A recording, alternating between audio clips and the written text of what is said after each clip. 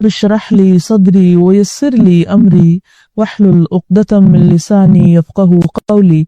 अस्सलामु अलैकुम रहमतुल्लाहि व बरकातुहू। रमजान की रातों में अल्लाह रब्बुल इज़्ज़त के हुजूर खड़े होकर कुरान मजीद सुनना एक पसंदीदा तरीन इबादत है जिस पर बख्शिश का वादा भी है। लेकिन ये उसी वक्त मुमकिन है जब हम कुरान मजीद का कुछ हिस्सा ज़बानी याद किए हुए हो, यानी हिफ्स हो, या फिर हम किसी हाफिज के पीछे खड़े होकर उसको सुने। बहरहाल कुरान मजीद अल्लाह सुब्हानो ताला का कलाम है जिसे उसने अपने बंदों की हिदायत के लिए उतारा है। और अच्छी बात यह है कि कुरान मजीद को अल्लाह ने रमजान में उतारा है। रमजान की खास खुसूसियत ही यही है। रमजान की अहमियत इस एतबार से भी है कि इसमें अल्लाह ताला ने अपना आखिरी कलाम यानी कुरान मजीद तमाम इंसानियत की हिदायत के लिए मोहम्मद रसूलुल्लाह सल्लल्लाहु अलैहि वसल्लम के क़ल्ब मुबारक पर उतारना शुरू किया। यानी नुज़ूल कुरान का आगाज रमजानुल मुबारक में हुआ। इरशाद बारी ताला है, शहरु रमज़ान अल्लज़ी उन्ज़िल फ़ीहिल कुरआन हुदल लिन्नासि व बय्यिनातिम मिनल हुदा वल फुरक़ान।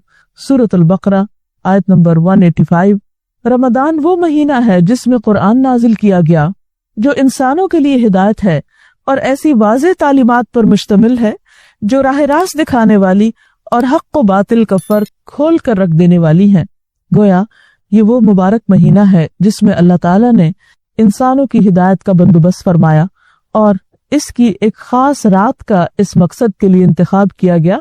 इसके बारे में अल्लाह ताला फरमाते हैं, इन्ना अंज़लनाहु फी लैलतिन मुबारकतिन इन्ना कुन्ना मुंज़िरीन।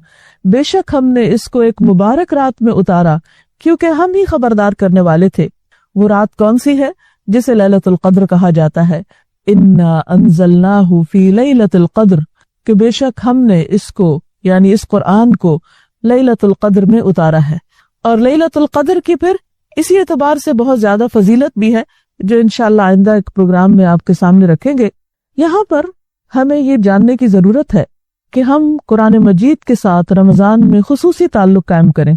दिन में उसकी तिलावत भी करें, रात को उसको सुने भी और उसके साथ साथ समझने का भी एहतमाम करें, क्योंकि अल्लाह का कलाम है। किसी का भी कलाम अगर इंसान समझता ही नहीं तो उसके साथ कम्युनिकेशन कैसे डेवलप हो सकती, उसके साथ इंसान का ताल्लुक कैसा हो सकता है जिसकी बात ही इंसान को समझ ना आए। हम किसी भी इंसान से जब बात करते हैं तो इस बात को मेक श्योर करते हैं कि हम उसकी बात पूरी तरह समझ पाएं, खुसूसन वो बात जिसमें हमारा कोई फायदा होता है। अल्लाह सुब्हानो ताला की बात और हमें समझ में ना आए, ये कितनी हैरत की बात है और कितनी अजीब बात है। और कलाम भी वो जो हमारे लिए हिदायत है, जिसमें हमारे लिए रहमत है, शिफा है, बरकत है, जिक्र है, जो हमारे दुनिया और आखिरत की कामयाबी का जिस पर इन्हिसार है। अगर हम इस कलाम को ना समझें तो इससे बड़ी बदकिस्मती क्या हो सकती है। लिहाजा रमजान एक बेहतरीन मौका है कि हम रोजाना इस बात के लिए कुछ वक्त निकालें कि कुरान मजीद का कुछ हिस्सा तिलावत करें, क्योंकि हर हर्फ पर 10 नेकियों का वादा है। लेकिन सिर्फ उसको पढ़ते रहने ही को काफी ना समझे, या सिर्फ इस बात का ही टारगेट ना रखे कि हमने 1 या 2 या 5 7 कुरान मजीद खत्म करना है, क्योंकि बाज़ औक़ात एक मुकाबलेबाजी की कैफियत पैदा हो जाती है और सिर्फ उसको बेसोचे समझे तेजी से इसलिए पढ़ा जाता है कि हम ज्यादा से ज्यादा खत्म कर सकें। हालांकि उसको पढ़ने के लिए वक्त निकालना, उस पर गौर व फिक्र करना, उस पर तदब्बर करना, यह भी हमारा एक फरीजा है। अल्लाह सुब्हानो ताला फरमाते हैं, किताबुन अंज़लनाहु इलैका मुबारकुन लियद्दब्बरू आयातिही व लियतज़क्कर उलुल अलबाब। किताबुन अंज़लनाहु इलैका, एक किताब जिसे हमने आपकी तरफ उतारा है, मुबारकुन, ये बहुत बरकतों वाली है, खैर भलाई से भरी हुई है। किस लिए आई है? लियद्दब्बरू आयातिही, ताकि लोग इसकी आयात में गौर व फिक्र करें। व लियतज़क्कर उलुल अलबाब, और ताकि अक्लमंद लोग इससे नसीहत पकड़ें। तो इससे पता ये चलता है कि हमें कुरान मजीद को समझ कर पढ़ना है और इसके लिए भी हमें कुछ ना कुछ वक्त जरूर निकालना है। ऐसी मजालिस में शिरकत की जा सकती है, ऐसी जगहों पर जा सकते हैं, ये घर में बहुत सी ऐसी चीजें हो सकती हैं डिजिटल फॉर्म में कि जहां से हम कुरान मजीद के मानी को जान सके, ताकि हमें ये पता चले कि हमारा रब हमसे क्या फरमा रहा है। क्योंकि एक दिन तो बहरहाल हमने अपने रब से जाकर मुलाकात करना ही है और उस दिन के आने में कोई शक ही नहीं, اور اس ملاقات میں بھی کوئی شک نہیں۔ ایک حدیث میں آتا ہے نبی صلی اللہ علیہ وسلم تہجد کے وقت جو دعائے استفتاح پڑھتے تھے اس میں اس بات کا ذکر کیا کرتے تھے کہ وَلِقَاؤُكَ حق، کہ یا اللہ تیری ملاقات برحق ہے، بالکل سچ ہے، ایسا ہونا ہے۔ اگر ایسا ہونا ہے اور ہمارا اس پر ایمان ہے اور ہمارا اس پر یقین ہے تو ذرا سوچئے کہ ہم اپنے رب کے سامنے جا کر کیسے کھڑے ہوں گے، کس طرح بات کریں گے، کیا جواب دیں گے۔ کہ ہم نے دنیا میں ڈھیروں کتابیں پڑھ ڈالی، ہم نے بہت سی ڈگریاں لے لی، لیکن اللہ کی کتاب کو نہیں پڑھا، اس کی کتاب کو نہیں سمجھا۔ لوگوں کی باتیں جاننے میں ہمیشہ دلچسپی رہی، دنیا کے فلاسفرز، دنیا کے بڑے بڑے لوگ جن سے ہم مروب رہے، متاثر رہے اور ان کی باتوں کو ہم دل و نگاہ میں سمائے رہے، لیکن کیا ان ساری سرگرمیوں میں ہمیں اتنا وقت بھی نہ ملا کہ ہم خالق کائنات کی بات کو بھی سمجھتے؟ انسان کے لیے یہ کس قدر محرومی کی بات ہو سکتی ہے کہ جس نے اسے پیدا کیا، جو اس کو رزق دیتا ہے، جو اس کی ساری ضروریات پوری کرتا ہے، وہ اسی کے کلام پر کان نہ دھرے، اسی پر توجہ نہ دے۔ لہٰذا ہم سب کو اپنے اپنے طور پر اس بات کی کوشش کرنی چاہیے اور اس رمضان میں اپنے ساتھ عہد کرنا چاہیے اور ایک ٹارگٹ رکھنا چاہیے کہ زندگی رہی تو اگلے رمضان تک انشاءاللہ قرآن پاک کو سمجھ کر پڑھنا مکمل کر لیں گے، تاکہ ایک دفعہ تو پتہ چلے کہ رب نے یہ کیوں اتارا اور اس میں ہم سے کیا کہا۔ بعض اوقات انڈائریکٹلی ہم دوسروں سے سنتے رہتے ہیں، اچھی بات ہے وہ بھی، لیکن خود پڑھنا بھی ضروری ہے، کیونکہ ہم میں سے ہر شخص کا اللہ سبحانہ و تعالیٰ کے ساتھ ایک براہ راست تعلق ہونا چاہیے جس میں کوئی اور نہ ہو۔ کیا یہ حقیقت نہیں جس سے ہم محبت کرتے ہیں، ہم چاہتے ہیں کہ اس کے ساتھ ہم الگ وقت گزاریں، ہمارا ایک پرسنل ٹائم ہو اور جس میں کوئی اور دوسرا نہ ہو۔ کیا واقعی ہم اللہ سے محبت کرتے ہیں؟ کیا واقعی ہمارا اللہ سبحانہ و تعالیٰ کے ساتھ کوئی پرسنل ٹائم ہوتا ہے؟ اور اگر ہم کہتے ہیں کہ ہاں ہوتا ہے، نماز میں ہوتا ہے، یا ویسے ہم تنہائی میں بیٹھ کے اللہ سے باتیں کرتے ہیں، تو اگر ہم اپنی ہی باتیں سنا رہے ہیں اور اللہ کی کوئی بات ہی نہیں سمجھتے تو وہ کس قسم کی محبت کا دعویٰ ہے اور کس قسم کا پرسنل ٹائم ہے اور کس قسم کی انڈرسٹینڈنگ ہے۔ لہٰذا دل، دماغ، عقل سب اس بات کی گواہی دیتے ہیں کہ ہم سب اللہ سبحانہ وتعالیٰ کی کتاب کو سمجھ کر پڑھیں۔ بہرحال نبی صلی اللہ علیہ وسلم کا طریقہ یہ رہا ہے کہ وہ رمضان مبارک میں جتنا قرآن مجید نازل ہو چکا ہوتا تھا اس کو جبریل علیہ السلام کو پڑھ کر سناتے تھے اور مدارسہ کرتے تھے، اور اس کے ساتھ ساتھ جب آخری رمضان تھا آپ کی زندگی کا، اس میں آپ صلی اللہ علیہ وسلم نے پورا قرآن مجید 2 مرتبہ جبریل علیہ السلام کے ساتھ پڑھا یا مدارسہ کیا۔ اس کا معنی یہ کہ جبریل پڑھتے تو آپ سنتے، آپ پڑھتے تو جبریل سنتے، اور اس طرح خصوصی طور پر آپ صلی اللہ علیہ وسلم کا قرآن مجید کے ساتھ تعلق رہا۔ رمضان کا چاند دیکھتے ہی ہم نے ایک دعا پڑھی تھی جس میں اللہ سبحانہ وتعالیٰ سے ہم نے امن، ایمان، سلامتی اور اسلام کی دعا کی تھی۔ کسی بھی انسان کے لیے یہ 4 چیزیں بہت ہی اہم ہیں، لیکن یہ سب کچھ ممکن کیسے ہو؟ آج ہم دیکھتے ہیں کہ ہم مسلمان ہیں، مسلمان ملک میں رہتے ہیں، لیکن اس کے باوجود افسوس سے یہ بات کہنا پڑتی ہے کہ ہمارے داخل اور خارج میں امن اور سلامتی نظر نہیں آتی۔ ایسا کیوں ہے؟ اس کی بنیادی وجہ کیا ہے؟ اس کی ایک بہت اہم وجہ یہ ہے کہ ہم نے امن، ایمان، سلامتی اور اسلام کا جو سورس ہے، یعنی قرآن مجید، جو اس کا منبع ہے، جو سرچشمہ ہے، جو ہمیں بتاتا ہے کہ یہ سب کچھ کیسے حاصل کیا جا سکتا ہے، اس کے ساتھ اپنا تعلق ختم کر دیا۔ زیادہ سے زیادہ اگر کوئی تعلق ہے بھی تو صرف عربی میں پڑھنے کی حد تک۔ ظاہر ہم سب کی زبان عربی نہیں، اللہ سبحانہ وتعالیٰ نے عربی میں کیوں اتارا؟ اس لیے کہ عربی زبان ہی وہ زبان ہے کہ جو قرآن کے معنی کو صحیح طور پر ادا کر سکتی ہے۔ ہم سب عربی تو نہیں پڑھ سکتے، لیکن الحمدللہ بہت سے تراجم ایسے موجود ہیں اور عربی پڑھنے کی سہولت بھی موجود ہے جس سے ہم فائدہ اٹھا سکتے ہیں۔ لیکن اگر ہم واقعی یہ چاہتے ہیں کہ ہمارے دلوں کے اندر اطمینان ہو، ہمارے دلوں کے اندر ایک سکون اور خوشی ہو، اور ہم دنیا کی بہت سی مشکلات میں اپنے اندر ایک امن پیدا کر سکیں اور ہمارے ماحول کے اندر سلامتی اور اطمینان ہو، تو یہ اسی صورت میں ہو سکتا ہے جب ہم اللہ سبحانہ وتعالیٰ کی بتائی ہوئی راہ پر چلیں۔ ہر نماز کے اندر ہم ہاتھ باندھ کر اللہ تعالیٰ سے عرض کرتے ہیں کہ اہدنا الصراط المستقیم، اللہ تو ہمیں سیدھا راستہ دکھا دے۔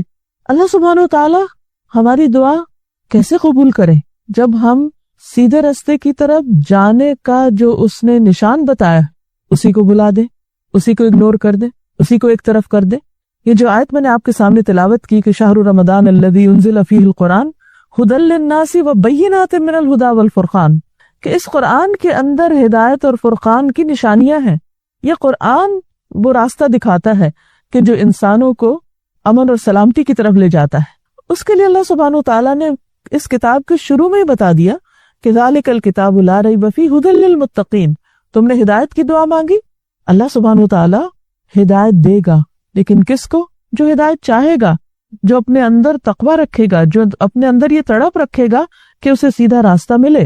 جب ہم اللہ سبحانہ وتعالیٰ کے بتائے ہوئے راستے پر چلیں گے اور وہ راستہ اسلام کا راستہ ہے تو یقیناً ہماری زندگی میں سلامتی بھی ہوگی.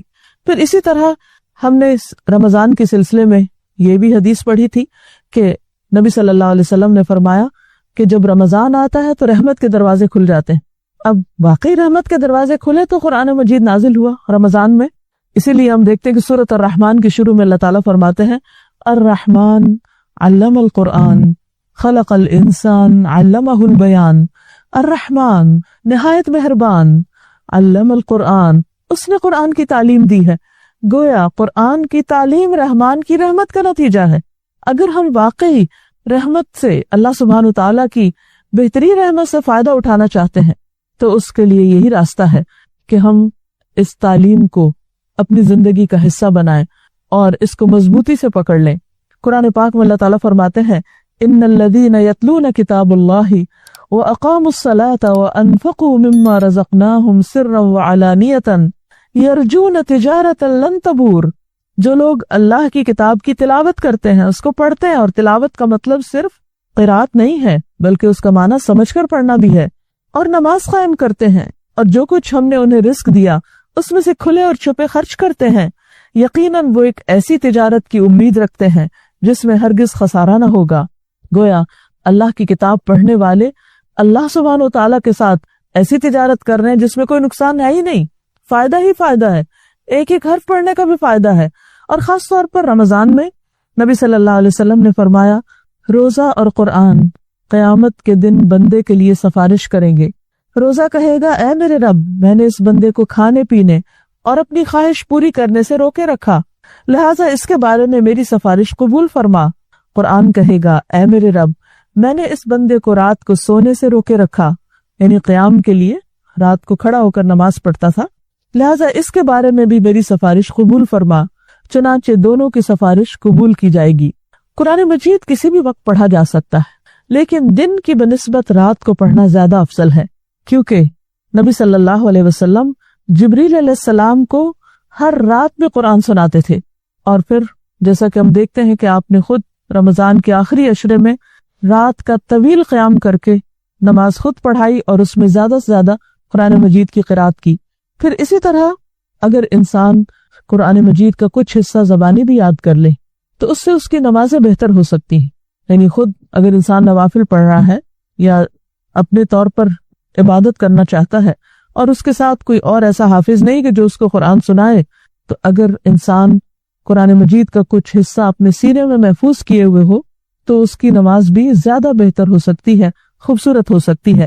بہرحال اللہ تعالیٰ سے دعا ہے کہ وہ ہمیں قرآن مجید میں غور و فکر کی توفیق عطا فرمائے, ہماری زندگیوں کو اس سے منور کر دے, ہماری قبر میں اس سے روشنی کر دے, قیامت کے دن یہ قرآن ہمارے حق میں سفارشی بن جائے اور ہم اہل القرآن میں سے اٹھائے جائیں, کیونکہ اللہ سبحانہ وتعالیٰ کے کچھ خاص بندے ہیں جن کو اہل اللہ کہا گیا ہے, اور وہ لوگ ہیں جو قرآن مجید کے ساتھ زیادہ سے زیادہ شغف رکھتے ہیں.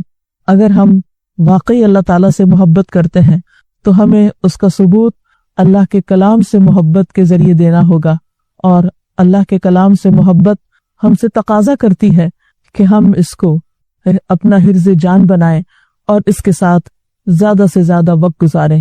اللہ سبحانہ وتعالیٰ فرماتے ہیں کتاب انزلناہ الیک مبارک, یہ ایک کتاب ہے جسے ہم نے آپ کی طرف نازل کیا ہے, بہت بابرکت ہے. تو جتنا زیادہ آپ اس کتاب کے قریب ہوں گے, اس قرآن سے اپنا تعلق قائم کریں گے, اسی حساب سے اتنا ہی آپ کی جان, آپ کے مال, آپ کے اہل اور آپ کے وقت میں برکت اترے گی. اس قرآن کی برکت سے وقت کی تنگی بھی ختم ہو جاتی ہے. جب سلف صالحین کے اوقات تنگ پڑ جاتے تھے تو وہ وقت میں برکت کا اثر لینے کے لیے قرآن پڑھنے کی طرف لپکتے تھے، یعنی برکت حاصل کرنے کے لیے قرآن پڑھا کرتے تھے۔ اس قرآن سے گھروں میں بھی برکتیں اترتی ہیں، کشادگی پیدا ہوتی ہے۔ ابو ہریرہ رضی اللہ عنہ کہا کرتے تھے، بے شک قرآن پڑھنے کی وجہ سے گھر اپنے رہنے والوں کے لیے کشادہ ہو جاتا ہے، یعنی دلوں میں بھی وسعت ہو جاتی ہے اور ویسے بھی وسعت کا احساس ہوتا ہے۔ اس میں فرشتے حاضر ہوتے ہیں، شیاطین اس گھر کو چھوڑ دیتے ہیں اور اس کی خیر و برکت بڑھ جاتی ہے، گھروں میں رحمت اور سکینت نازل ہوتی ہے۔ رسول اللہ صلی اللہ علیہ وسلم نے فرمایا، جو لوگ اللہ کے گھروں میں سے کسی گھر میں اللہ کی کتاب کی تلاوت کرتے ہیں اور آپس میں اس کی تعلیم و تدریس میں مصروف ہوتے ہیں تو ان پر سکینت نازل ہوتی ہے اور رحمت انہیں ڈھانپ لیتی ہے اور فرشتے ان کو گھیر لیتے ہیں اور اللہ ان کا ذکر اپنے پاس موجود فرشتوں میں کرتے ہیں۔ اس قرآن کی بدولت جسم اور روح کو شفا ملتی ہے۔ وَنُنَزِّلُ مِنَ الْقُرْآنِ مَا هُوَ شِفَاءٌ وَرَحْمَةٌ وَرَحْمَةٌ لِّلْمُؤْمِنِينَ وَلَا يَزِيدُ الظَّالِمِينَ إِلَّا خَسَارًا۔ اور ہم قرآن میں جو کچھ نازل کرتے ہیں، جو کچھ بھی کہیں سے بھی آپ پڑھیں، وہ مومنوں کے لیے تو شفا اور رحمت ہے، مگر یہ ظالموں کے خسارے ہی میں اضافہ کرتا ہے۔ ابن قیم رحمہ اللہ کہتے ہیں کہ دلوں اور جسموں کی بیماریوں میں سے کوئی بیماری ایسی نہیں جس کا علاج اور اس کے سبب کی رہنمائی کا ذریعہ قرآن میں موجود نہ ہو، یعنی تمام بیماریوں کے علاج کی طرف رہنمائی اس کتاب سے ملتی ہے۔ اس کتاب سے دنیا کی پریشانیوں سے نجات ملتی ہے، ارذل العمر سے نجات ملتی ہے۔ قرآن مجید میں جو آیات آتی ہیں ثم رددناہ اسفل سافلین الا الذین آمنوا، تو ابن عباس کہتے ہیں کہ اس کا مطلب یہ ہے کہ سوائے ان لوگوں کے جنہوں نے قرآن پڑھا، یعنی جو لوگ قرآن کے ساتھ اپنا تعلق قائم رکھیں گے وہ ارذل العمر سے بچا لیے جائیں گے۔ فَإِذَا كَانَ ذِكْرًا مُبَارَكًا، پھر اگر ہے یہ ذکر مبارک، یعنی قرآن ایک مبارک کتاب ہے، وجب تلقیہ بالقبول والانقیاد والتسلیم، تو واجب ہے، لازم ہے اس کو حاصل کرنا، قبول کر کے، اس کی اطاعت کر کے اور اس کی فرما برداری کر کے۔ یعنی اگر ہم یہ سمجھتے ہیں، ہمارا یہ یقین ہے، ایمان ہے کہ یہ قرآن ایک بابرکت ذکر ہے، تو پھر اس کو قبول کر لینا چاہیے، اس کو حاصل کرنا چاہیے اور اس کے آگے سر جھکا دینا چاہیے۔ وَشُكْرِ اللَّهِ عَلَى هَذِهِ الْمِنْحَةِ الْجَلِيلَةِ، اور اللہ کا شکر ادا کرنا اس جلیل القدر عظیم عطیے پر، منحہ ہوتا ہے عطیہ، وَالْقِيَامِ بِهَا وَاسْتِخْرَاجِ بَرَكَتِهِ بِتَعَلُّمِ أَلْفَاظِهِ وَمَعَانِيهِ، اور اس کے ساتھ قیام کر کے، یعنی اس کے ساتھ رہ کر، وَاسْتِخْرَاجِ بَرَكَتِهِ، اور اس کی برکت حاصل کرنا، بِتَعَلُّمِ أَلْفَاظِهِ وَمَعَانِيهِ، اس کے الفاظ اور معانی کو سیکھ کر، یعنی اس شاندار عطیے پر اللہ تعالیٰ کا شکر ادا کیا جائے۔ کس طرح کہ اس کے الفاظ اور اس کے معنی کو سیکھ کر اس کی برکت حاصل کی جائے۔ تو برکت کیسے حاصل ہوتی ہے؟ صرف لٹکانے سے یا صرف بینر لگانے سے، یا کس طرح حاصل ہوتی؟ بتعلم الفاظہ و معانیہ، اس کے الفاظ اور معنی کو اچھی طرح سیکھ کر۔ لذالک کان من الواجب، اسی لیے یہ واجب ہے، لازم ہے، تعلم الالفاظ والمعانی، سیکھنا الفاظ اور معنی کا، والحذر من الوسوسۃ فی حروفہ، اور بچنا، محتاط رہنا، کس سے؟ اس کے حروف میں وسوسے کا شکار ہونے سے کہ حروف کی ادائیگی صحیح ہوئی یا نہیں۔ بالقول علی اللہ بلا علم فی معانیہ، اور اس کے معنی میں اللہ سبحانہ وتعالی کی ذات سے متعلق بغیر علم کے کوئی بات کرنے سے بھی بچنا چاہیے۔ وفی شأن الوسوسۃ فی الحروف یقول ابن العربی المالکی، حروف میں وسوسہ کے بارے میں ابن العربی المالکی کہتے ہیں، ان ابلیس حین لم یستطع ان یشغل الناس عن القرآن شغلہم بہ عنہ، ابلیس جب لوگوں کو قرآن میں مشغول ہونے سے نہ روک سکا تو اس نے کیا کیا؟ انہیں مشغول کر دیا اسی کے ساتھ اس سے، یعنی وہ قرآن میں بھی مشغول ہے لیکن پھر بھی قرآن سے دور ہے۔ یہ ابلیس کا ایک پھیر ہے، یعنی جب اس نے دیکھا کہ لوگ قرآن سے محبت رکھتے ہیں اور مشغول رہتے ہیں اس میں، تو اس نے ایسا طریقہ نکالا کہ جس سے قرآن میں لوگ مشغول بھی رہیں لیکن پھر بھی اس سے ہٹے رہیں، دور رہیں۔ ای انہ جعلہم یشتغلون بشیء فیہ لا ینفعہم فی معادہم، یعنی اس نے ان کو اس چیز سے مشغول کر دیا کہ جو ان کی آخرت میں ان کو فائدہ نہیں دیتی. یشغلہم عما ینفعہم فی دینہم وآخرتہم، وہ انہیں مشغول کرتا ہے اس سے، یعنی قرآن کے ذریعے، قرآن ہی سے، ان کے دین اور آخرت سے. یعنی جو چیزیں ان کے دین اور آخرت میں فائدہ نہیں دیتی اس نے ان کو قرآن ہی کے ذریعے مشغول کر دیا. اس کی آگے وضاحت مزید ہوگی.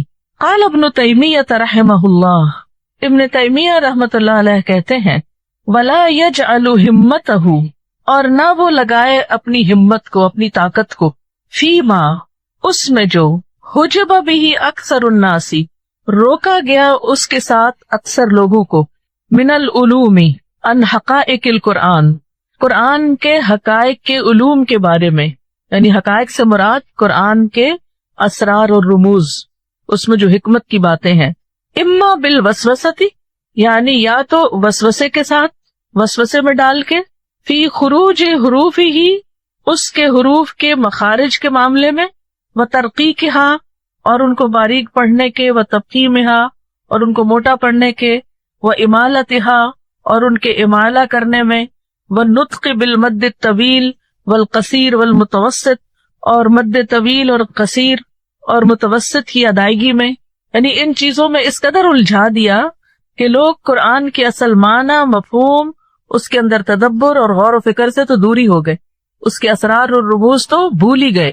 فَإِنَّ هَذَا حَائِلٌ لِلْقُلُوبِ، تو بے شک یہ دلوں کے لیے رکاوٹ ہے، یعنی قرآن کے دل تک پہنچنے میں رکاوٹ ہے.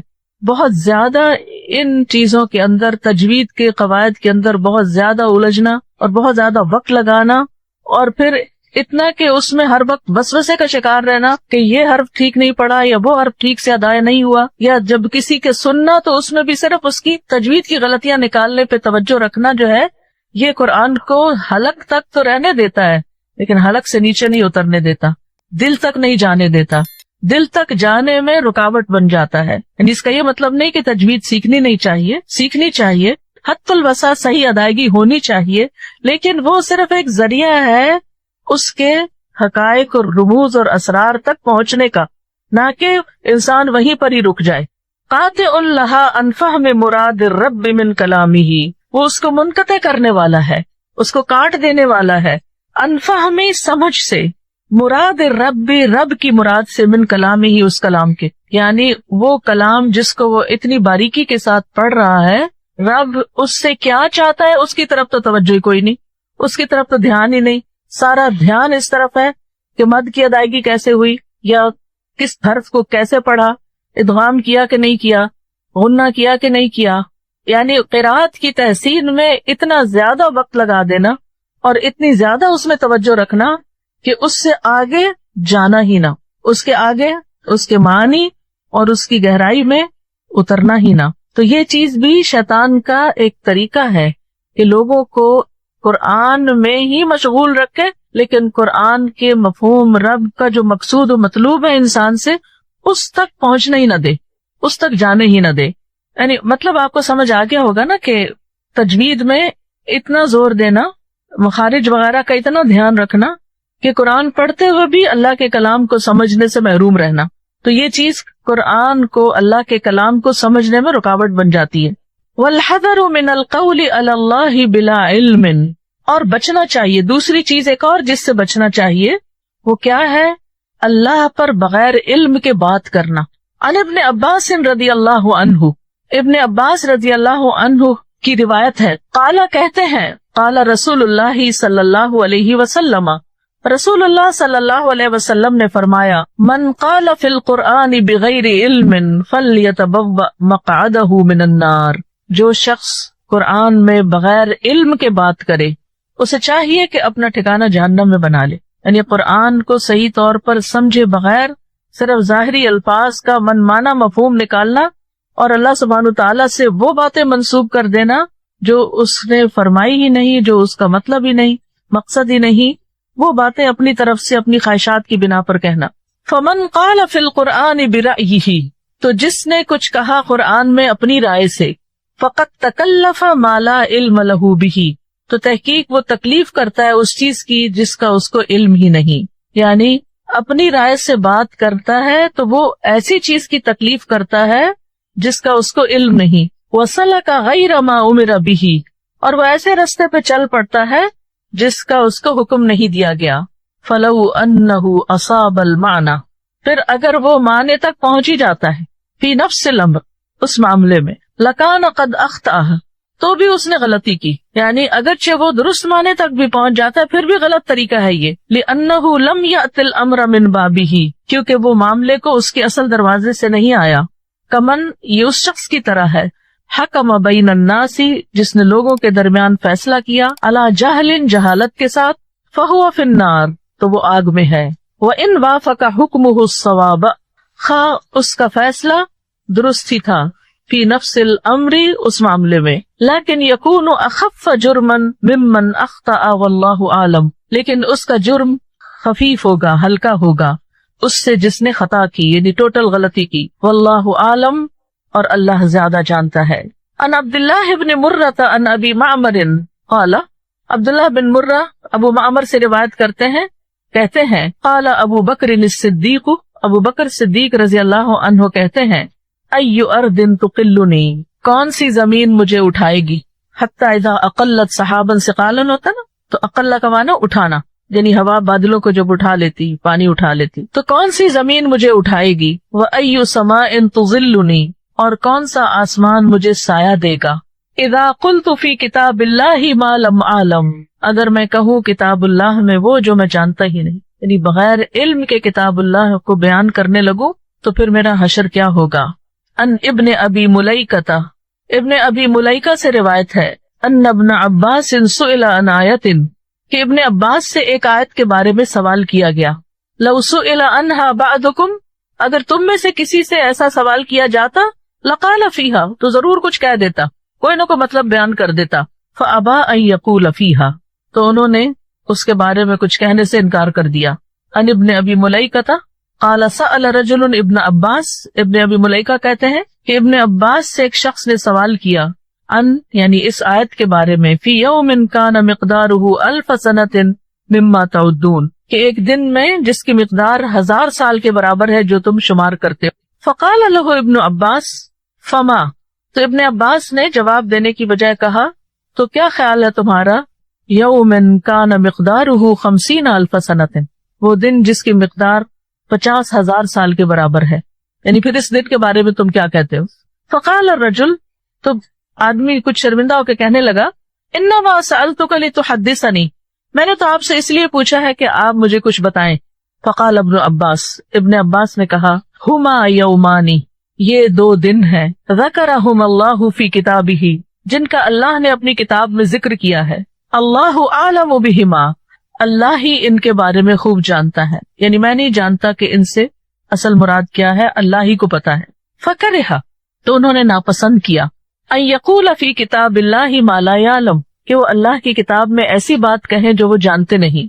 وقال اللیث عن یحیی بن سعید عن سعید بن المسیب، اور لیث کہتے ہیں یحیی بن سعید سے اور وہ سعید بن مسیب سے، انہ کان لا یتکلم الا فی المعلوم من القرآن، کہ سعید بن مسیب جو تھے قرآن میں صرف اسی چیز کے بارے میں بات کرتے تھے جس کا ان کو علم ہوتا تھا. حالانکہ کتنے بڑے تابعی تھے، کتنا زیادہ علم تھا ان کے پاس، لیکن قرآن میں اپنی طرف سے کوئی مفہوم بیان نہیں کرتے، اپنی طرف سے کوئی بات نہیں کہتے تھے، جس کا علم ہوتا صرف اتنا ہی بتاتے، اس سے آگے نہیں. وقال ابن شوذب، ابن شوذب کہتے ہیں، حدثنی یزید ابن ابی یزید، مجھ سے یزید بن ابی یزید نے بیان کیا، قالا کننا نسأل سعید بن المسیب عن الحلال والحرام، کہ ہم سعید بن مسیب سے حلال حرام کے بارے میں پوچھتے تھے، سوال کرتے تھے. وکان عالم الناس، اور وہ لوگوں میں سب سے زیادہ علم رکھتے تھے. فَإِذَا سَأَلْنَاهُ عَن تَفْسِيرِ آیَةٍ مِّنَ الْقُرْآنِ، پھر جب ہم آپ سے قرآن کی کسی آیت کی تفسیر پوچھتے، سکتا، چپ ہو جاتے، کأن لم یسمع، گویا کہ انہوں نے سنا ہی نہیں، یعنی اگر علم نہیں ہوتا تھا تو سنی اور سنی کر دیتے تھے، جواب بھی نہیں دیتے تھے. فَهَذِهِ الْآثَارُ الصَّحِيحَةُ، تو یہ صحیح آثار، روایات، وما شاک لها، اور جو ان سے ملتی جلتی ہیں، عن ائمۃ السلف، ائمہ السلف سے، محمولۃ علی تحرجہم عن الکلام فی التفسیر بما لا علم لہم بہ، یہ اس بات پر محمول ہے، یعنی ان کو اس بات پر محمول کیا جائے گا، سمجھا جائے گا کہ سلف صالح جو تھے وہ تفسیر کے بارے میں کلام کرنے میں گناہ محسوس کرتے تھے جس کا ان کو علم نہیں ہوتا تھا، یعنی وہ حرج محسوس کرتے تھے، گناہ سمجھتے تھے کہ جس مسئلے کا علم نہیں اس کے بارے میں کوئی بات کی جائے۔ فَأَمَّا مَن تَكَلَّمَ بِمَا يَعْلَمُ مِن ذَلِكَ، تو جو بھی کلام کرتا اس چیز کے ساتھ جس کو وہ جانتا ہوتا تھا اس میں سے، لغتاً و شرعاً، لغت کے اعتبار سے اور شریعت کے اعتبار سے، فلا حرج علیہ، تو اس پر کوئی حرج نہ تھا، یعنی اس شخص پر کوئی الزام نہیں، کوئی حرج نہیں، کوئی گناہ نہیں۔ وَلِهَذَا رُوِيَ عَنْ هَؤُلَاءِ وَغَيْرِهِمْ أَقْوَالٌ فِي التَّفْسِيرِ وَلَا مُنَافَاتٌ، اسی لیے ان لوگوں سے اور ان کے علاوہ سے تفسیر میں متعدد اقوال منقول ہوئے ہیں اور ان میں کوئی تعارض بھی نہیں، منافات ایک دوسرے کی نفی نہیں کرتے، حالانکہ ہر ایک کی رائے الگ بھی ہوتی ہے یا معنی الگ بھی بیان کیا ہوتا ہے، لیکن پھر بھی وہ الگ الگ بیان کرنے کے باوجود ان میں کوئی تعارض نہیں ہوتا، یعنی وہ سارے معنی اس سے نکلتے ہوتے ہیں۔ یعنی اتنی احتیاط کا مطلب یہ نہیں کہ انہوں نے قرآن کا علم حاصل ہی نہیں کیا یا اس کے اندر کوئی معنی بیان ہی نہیں کیا، ہاں جو جانتے ہوتے تھے وہ ضرور بیان کرتے تھے اور اس میں محنت کرتے تھے۔ لِأَنَّهُمْ تَكَلَّمُوا فِي مَا عَلِمُوهُ، کیونکہ انہوں نے کلام کیا اس کے بارے میں جس کو انہوں نے جانا، جو وہ جانتے تھے۔ وَسَكَتُوا عَمَّا جَهِلُوهُ، اور وہ خاموش رہے جس کے بارے میں وہ جانتے نہیں تھے، لا علم تھے۔ وَهَذَا هُوَ الْوَاجِبُ، اور یہی واجب ہے، عَلَى كُلِّ أَحَدٍ، ہر ایک پر، سب کو ایسا ہی کرنا چاہیے، کیا جو معلوم ہے وہ بیان کر دیا جائے اور جو معلوم نہیں اس پر خاموشی اختیار کی جائے۔ فَإِنَّهُ كَمَا يَجِبُ السُّكُوتُ عَمَّا لَا عِلْمَ لَهُ بِهِ فَكَذَلِكَ يَجِبُ الْقَوْلُ فِي مَا سُئِلَ عَنْهُ مِمَّا يَعْلَمُهُ، تو جس طرح واجب ہے سکوت اختیار کرنا، خاموشی اختیار کرنا اس چیز کے بارے میں جس کا انسان کو علم نہ ہو، اسی طرح فَكَذَلِكَ يَجِبُ، اتنا ہی واجب ہے انسان پر، القول، بات کرنا، فیما سئل عنہ، جس کے بارے میں اس سے سوال کیا جائے، مما یعلمہ، اس میں سے جس کو وہ جانتا ہے، یعنی جس کے پاس علم ہے اور وہ جانتا ہے، معنی جانتا ہے، مفہوم جانتا ہے، تو اس پر اتنا ہی ضروری ہے کہ پھر اس علم کو آگے بیان کر دے، علم کو چھپائے نہیں۔ لقولہ تعالی، اللہ تعالیٰ کے اس فرمان کے مطابق، لَتُبَيِّنُنَّهُ لِلنَّاسِ وَلَا تَكْتُمُونَهُ، کہ تم اس کو ضرور لوگوں کے لیے بیان کرو گے اور اس کو چھپاؤ گے نہیں۔ وَلِمَا جَاءَ فِي الْحَدِيثِ الْمَرْوِيِّ مِن طُرُقٍ، اور جیسا کہ ایک حدیث میں جو کئی طریقوں سے کئی سندوں کے ساتھ روایت ہوئی ہے، اس میں بیان کیا گیا ہے، مَن سُئِلَ عَنْ عِلْمٍ فَكَتَمَهُ أُلْجِمَ يَوْمَ الْقِيَامَةِ بِلِجَامٍ مِّن نَّارٍ، جس سے کوئی سوال کیا گیا کسی علم کے بارے میں، یعنی جس کو وہ جانتا تھا، پھر اس نے اس کو چھپا دیا، بتایا نہیں، تو اسے قیامت کے دن آگ کی لگام ڈالی جائے گی۔ تو علم کو بیان کرنا بھی ضروری ہے، لیکن علم کو علم کے ساتھ، جہالت کے ساتھ نہیں، لا علمی کے ساتھ نہیں۔ تو کیا بات سمجھ میں آئی؟ دو تین باتیں ہیں اہم۔ سب سے بڑی بات تو یہ کہ قرآن جیسی کوئی چیز نہیں جس میں برکت ہو یا جس سے برکت حاصل کی جائے، یعنی آپ اگر اپنی زندگی میں برکت چاہتے ہیں تو اس سے بڑا کوئی ذریعہ نہیں کہ آپ قرآن کے ساتھ جڑ جائیں، قرآن سے اپنا تعلق قائم رکھیں۔ زندگی میں، مال میں، جان میں، اولاد میں، صحت میں، کسی بھی چیز میں برکت چاہیے، قرآن ہی سے حاصل کریں۔ وقت میں برکت حتیٰ کہ چاہیے تو قرآن کے ساتھ تعلق میں اضافہ کر لیں۔ بہت سے لوگ اس کے گواہ ہوں گے کہ کئی کئی گھنٹے دن میں قرآن کا سبق لینے، یاد کرنے، سنانے، امتحان دینے کے باوجود گھروں کے سارے کام چلتے رہے، اور وہی ہم تھے کہ سارا دن بھی گھر میں لگا کے کام ختم نہیں ہوتا تھا۔ تو یہ کیا ہے؟ یہ برکت ہے۔ برکت کیسے حاصل کی جاتی ہے؟ صرف گھر میں قرآن کا نسخہ رکھ کے نہیں، صرف گلے میں لٹکا کے نہیں، صرف دیوار پہ لٹکا کے نہیں۔ قرآن سے برکت حاصل کی جاتی ہے کس سے؟ بتعلم الفاظہ و معانیہ، اس کو صحیح پڑھ کے اور اس کے معنی جان کے، یعنی اس کی تلاوت سے اور اس کے فہم سے، ٹھیک ہے؟ لیکن تلاوت اور فہم میں دو چیزوں سے محتاط رہنا چاہیے۔ نمبر ایک، تلاوت کرتے ہوئے حروف کی ادائیگی میں اتنا نہ کھو جائیں کہ فہم بالکل محو ہو جائے، صرف الفاظ پڑھنے پر ہی سارا زور ہو۔ اور معنی کے متعلق اس چیز سے بچنا ضروری ہے کہ بغیر علم کے کچھ بیان نہیں کرنا، اچھی طرح جاننا ہے، سمجھنا ہے، اور جو کچھ علماء نے کہا ہے اس کو آگے بے شک روایت کر دیں۔ نحمده ونصلي على رسوله الكريم، اما بعد، فاعوذ باللہ من الشیطان الرجیم، بسم اللہ الرحمن الرحیم، रब्बि इश्रह ली सदरी वयस्सिर ली अमरी वहलुल उक़दतम मिन लिसानी यफ़क़हू क़ौली। अस्सलामु अलैकुम रहमतुल्लाहि व बरकातुहू। रमजान की रातों में अल्लाह रब्बुल इज़्ज़त के हुजूर खड़े होकर कुरान मजीद सुनना एक पसंदीदा तरीन इबादत है जिस पर बख्शिश का वादा भी है। लेकिन ये उसी वक्त मुमकिन है जब हम कुरान मजीद का कुछ हिस्सा ज़बानी याद किए हुए हो, यानी हिफ्स हो, या फिर हम किसी हाफिज के पीछे खड़े होकर उसको सुने।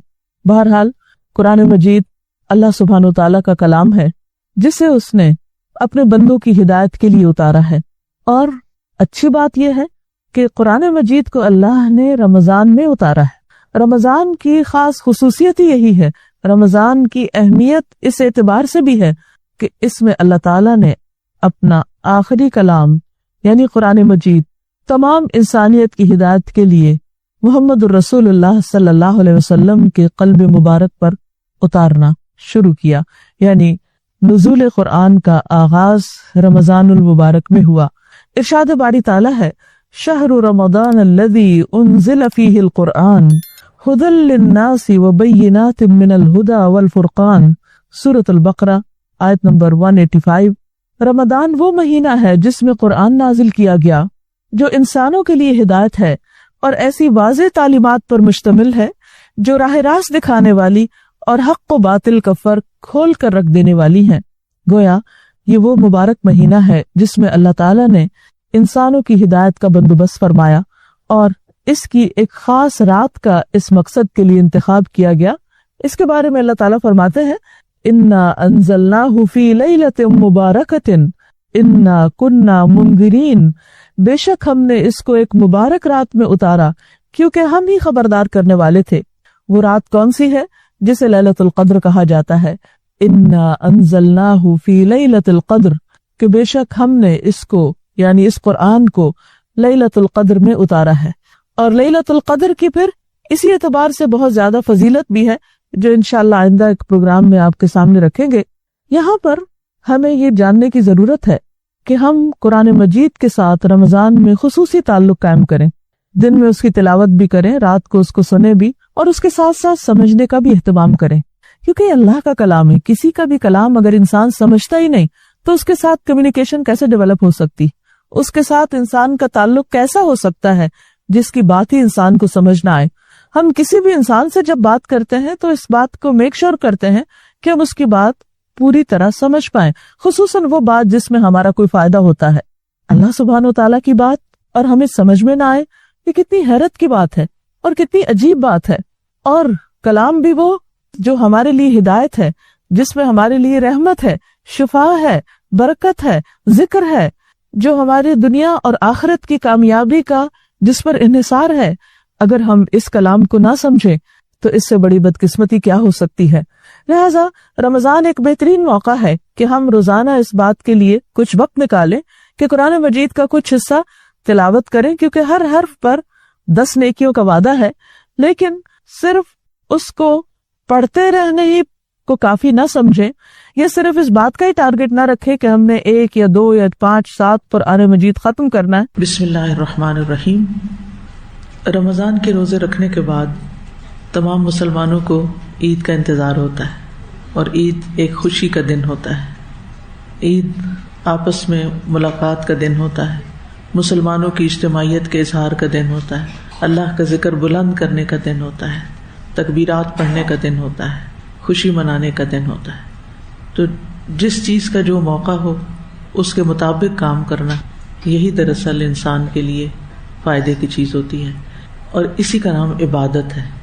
जब अल्लाह सुब्हानो ताला हुक्म दे कि खाने पीने से रुक जाओ तो रुक जाना इबादत है, और जब अल्लाह सुब्हानो ताला हुक्म दे कि खाओ पियो और रोज़ा नहीं रखो तो खाना पीना इबादत है।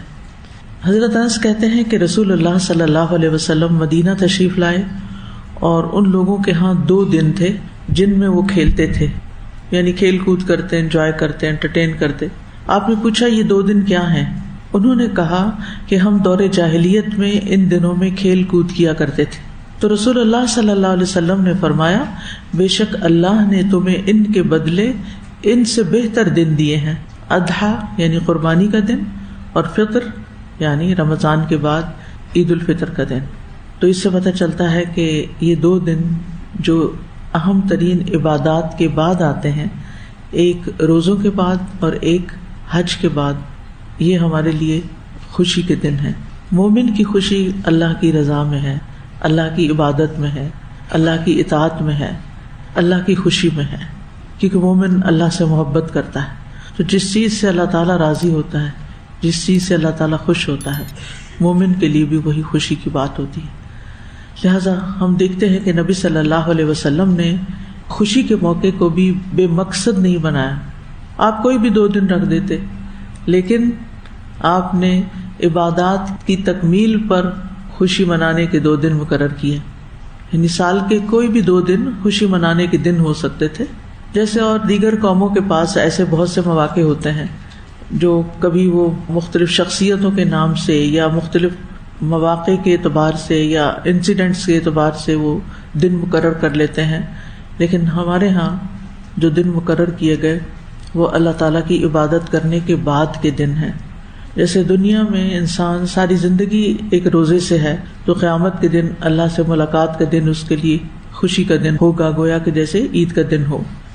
عید کے دن بھی مخصوص کاموں کی ہمیں تعلیم دی گئی ہے، یعنی عید کا دن بھی فارغ دن نہیں ہے، بلکہ اس دن بھی کچھ ایسے کام کرنے ہیں جو عبادت شمار ہوتے ہیں۔ جیسے عید کے لیے جانے سے پہلے غسل کرنا۔ ایک شخص نے حضرت علی سے غسل کے بارے میں سوال کیا تو انہوں نے فرمایا، تم چاہو تو روزانہ غسل کر سکتے ہو۔ تو اس نے کہا، عام غسل نہیں بلکہ خاص غسل کے بارے میں بتائیں۔ فرمایا، جمعہ کے دن، عرفہ کے دن، اضحیٰ کے دن، فطر کے دن، یعنی عید الفطر کے موقع پر۔ موطا امام مالک وغیرہ میں عبداللہ بن عمر سے صحیح حدیث مروی ہے کہ ابن عمر رضی اللہ عنہ عیدگاہ جانے سے قبل غسل کیا کرتے تھے۔ تو کیا کرنا چاہیے؟ عیدگاہ جانے سے پہلے صاف ستھرا ہو کے جانا چاہیے، غسل کر کے جانا چاہیے۔ امام نووی کہتے ہیں کہ نماز عید کے لیے غسل کے استحباب یعنی مستحب ہونے پر تمام علماء کا اتفاق ہے۔ عید الفطر کی نماز سے پہلے کچھ نہ کچھ کھا کر جانا چاہیے، اور عید الاضحیٰ میں نماز عید کے بعد کھانا چاہیے۔ یہ دونوں عیدوں میں ایک فرق ہے کھانے پینے کے اعتبار سے۔ عید الفطر کی نماز پہ جانے سے پہلے کوئی بھی چیز کھائی جا سکتی ہے، چاہے چند کھجوریں ہی کیوں نہ ہوں۔ چونکہ کھجوریں میٹھی ہوتی ہیں اور کھجوروں کا ذکر آ گیا تو اس لیے لوگوں نے پھر اس کو میٹھی عید کا نام بھی دیا ہوا ہے، چھوٹی عید اور میٹھی عید۔ حضرت انس کہتے ہیں کہ رسول اللہ صلی اللہ علیہ وسلم عید الفطر کے روز کھجوریں کھانے سے قبل نماز عید کے لیے نہیں جاتے، یعنی کھجوریں کھاتے تھے کیونکہ وہی ایزیلی اویلیبل تھی۔ ہمارے یہاں خواتین بہت اہتمام کرتی ہیں، رات کو جاگ کر شیر خورما بنا کر یا سوئیاں یا کھیر یا حلوہ، یعنی کوئی نہ کوئی میٹھی چیز ضرور بننی ہوتی ہے گھروں میں، یا کوئی کیک یا پیسٹری یا کچھ بھی۔ تو کچھ بھی بنائیں، ہیلدی بنائیں، لیکن نبی صلی اللہ علیہ وسلم کی غذا پھر نیچرل تھی، کھجوریں انکوکڈ۔ اور کتنا آسان بھی ہے نا کہ آپ معمول کے مطابق رات کو سو جائیں آرام سے، اور پھر صبح اٹھ کر آپ نماز وغیرہ پہ جانے سے پہلے کچھ کھجوریں کھا لیں، نماز ادا کریں، لوگوں سے ملے ملیں، اور پھر واپس آ کر سارا دن کوکنگ کریں، کھائیں، کھلائیں، جو بھی کریں۔ نماز عید سے پہلے کچھ کھا کر جانا اس لیے مستحب قرار دیا گیا کہ اس دن روزہ نہ رکھا جائے، اور یہ روزے ختم ہونے کی نشانی ہے۔ فطر کا مطلب ہی کیا ہے؟ افطاری سے ہے نا، یعنی روزہ کھولنا۔ تو عید کے دن بھی صبح کے وقت یعنی فطر روزہ کھول کے جایا جاتا ہے، روزہ رکھ کے نہیں، ایسے ہی خالی منہ نہیں، یعنی بندے منہ نہیں، بلکہ کچھ نہ کچھ کھا کر، اور وہ بھی میٹھا کھا کر۔ ویسے بھی آپ دیکھیے کہ جب بھی کوئی خوشی کا موقع ہوتا ہے تو ہمارے کلچر میں بھی کیا ہے، کیا کھلاتے ہیں؟ ختم قرآن ہو تو مٹھائی تقسیم ہوتی ہے، حالانکہ وہ ہیلدی چیز نہیں ہے، لیکن بس کلچر یہی ہے اور لوگ شوق سے کھاتے ہیں۔ اور خاص طور پر مٹھائی جہاں اچھی ملتی ہے وہاں تراویح پڑھنے جاتے ہیں۔ اسی طرح بچے کی پیدائش پہ کیا کرتے ہیں، کوئی نہ کوئی مٹھائی کے کچھ نہ کچھ تقسیم کرتے ہیں۔ تو کوئی منگنی وغیرہ ہو، کوئی شادی کا موقع ہو تو لوگ کیا کہتے ہیں، منہ میٹھا کر رہے ہیں۔ ابن حجر نے اس کی تعلیل بیان کرتے ہوئے کہا کہ یہ روزے زیادہ کرنے کا سد باب ہے، یعنی روزے ختم ہیں، اس سے آگے روزہ نہیں ہے، اب اس دن روزہ نہیں رکھا جائے گا، اور اللہ تعالیٰ کے حکم کی اتباع اور پیروی ہے۔ عطا سے مروی ہے، عطا ابن ابی رباح سے، تابعی ہیں، انہوں نے ابن عباس کو یہ فرماتے ہوئے سنا کہ عید الفطر کے دن اگر ممکن ہو کہ صبح نکلنے سے پہلے کچھ کھا پی کر نماز کے لیے نکلو تو ایسا ہی کیا کرو.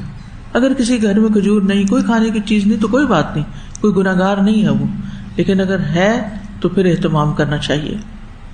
کہتے ہیں جب سے میں نے ابن عباس سے یہ بات سنی اس وقت سے میں نے صبح نکلنے سے پہلے کچھ کھانے پینے کا عمل ترک نہیں کیا، یعنی کبھی نہیں چھوڑا. خواہ روٹی کا ایک ٹکڑا کھاؤں، یعنی اگر کھجور نہیں ہے گھر میں، کوئی میٹھا نہیں ہے تو روٹی کا ٹکڑا یا دودھ پی لوں یا پانی پی لوں، یعنی اور کچھ نہیں تو پانی پی لوں.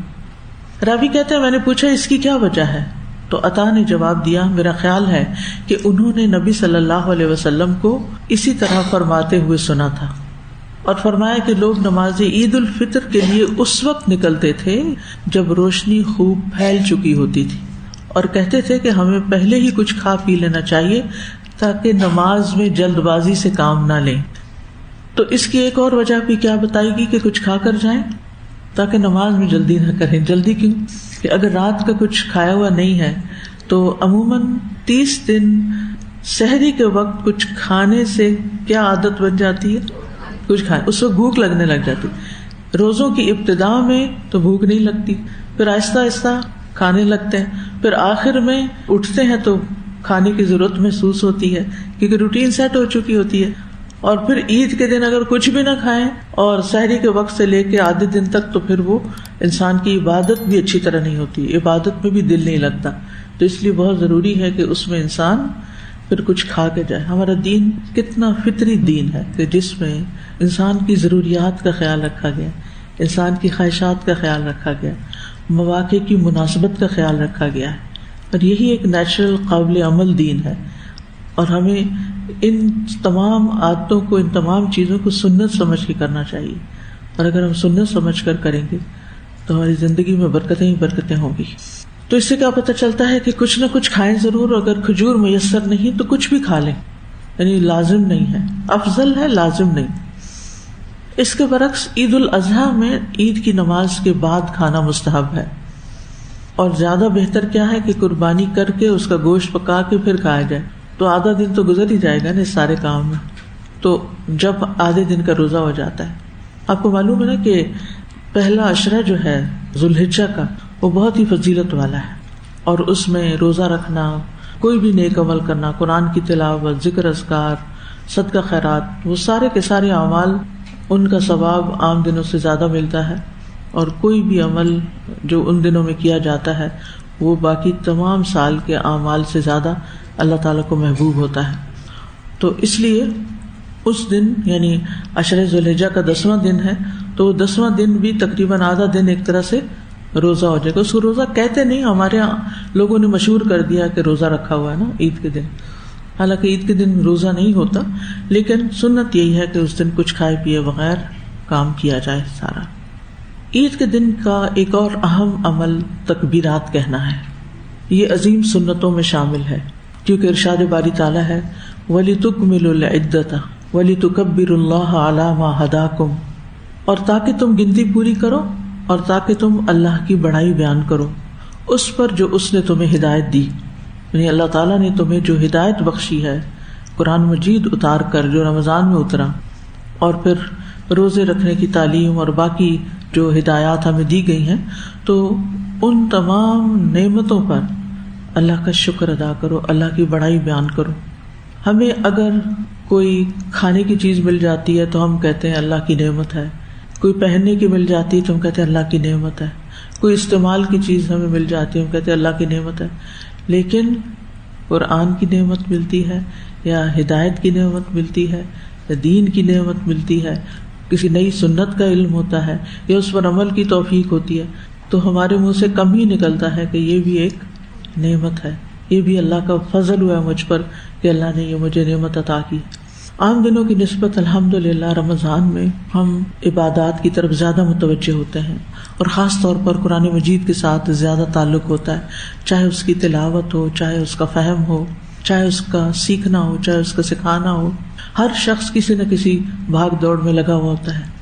تو ایسی صورت میں جب انسان قرآن مجید کے ساتھ اتنی مضبوطی سے جڑ جاتا ہے رمضان میں، تو بالکل ایسا لگتا ہے جیسے فریش ہو گیا، اس کی روح سیراب ہو گئی ہے، اور اس پر جیسے رمضان کے آخر میں بارش ہوئی ہے، تو آج میں دیکھ رہی تھی سارے پودے چمک رہے ہیں، ہر چیز، آسمان صاف ہے، فضا صاف ہے، بالکل ایسی فیلنگ آ رہی تھی کہ جیسے روزہ رکھنے کے بعد انسان کو اپنے اندر کی ایک صفائی محسوس ہوتی ہے، جسمانی طور پر بھی اور روحانی طور پر بھی. تو یہ بھی اللہ تعالیٰ کی بہت بڑی نعمت ہوتی ہے، اور اس پر بھی خوش ہوتا ہے انسان، اور اس خوشی میں انسان اللہ کی بڑائی بیان کرتا ہے. ہماری عبادات میں جو تکبیر ہے یعنی اللہ کی بڑائی ہے وہ بہت اہم ہے. جیسے نماز کے شروع میں بھی ہم اللہ اکبر کرتے ہیں، اور جب نماز ختم ہو جاتی ہے تو اس وقت بھی کیا کرتے ہیں؟ سلام پھیرنے کے بعد کیا کہتے ہیں؟ اللہ اکبر، پھر اللہ کی بڑائی.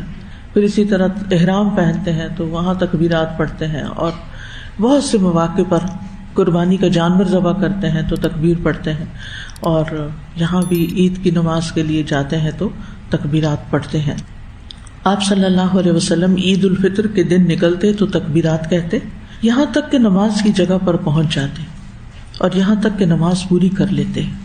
پھر جب آپ نماز پوری کر لیتے تو تکبیریں منقطع کر دیتے، یعنی ریسٹ آف دا ڈے پھر تکبیرات نہیں ہوتی تھی، صرف صبح کے وقت اور خصوصاً نماز کی طرف جاتے ہوئے.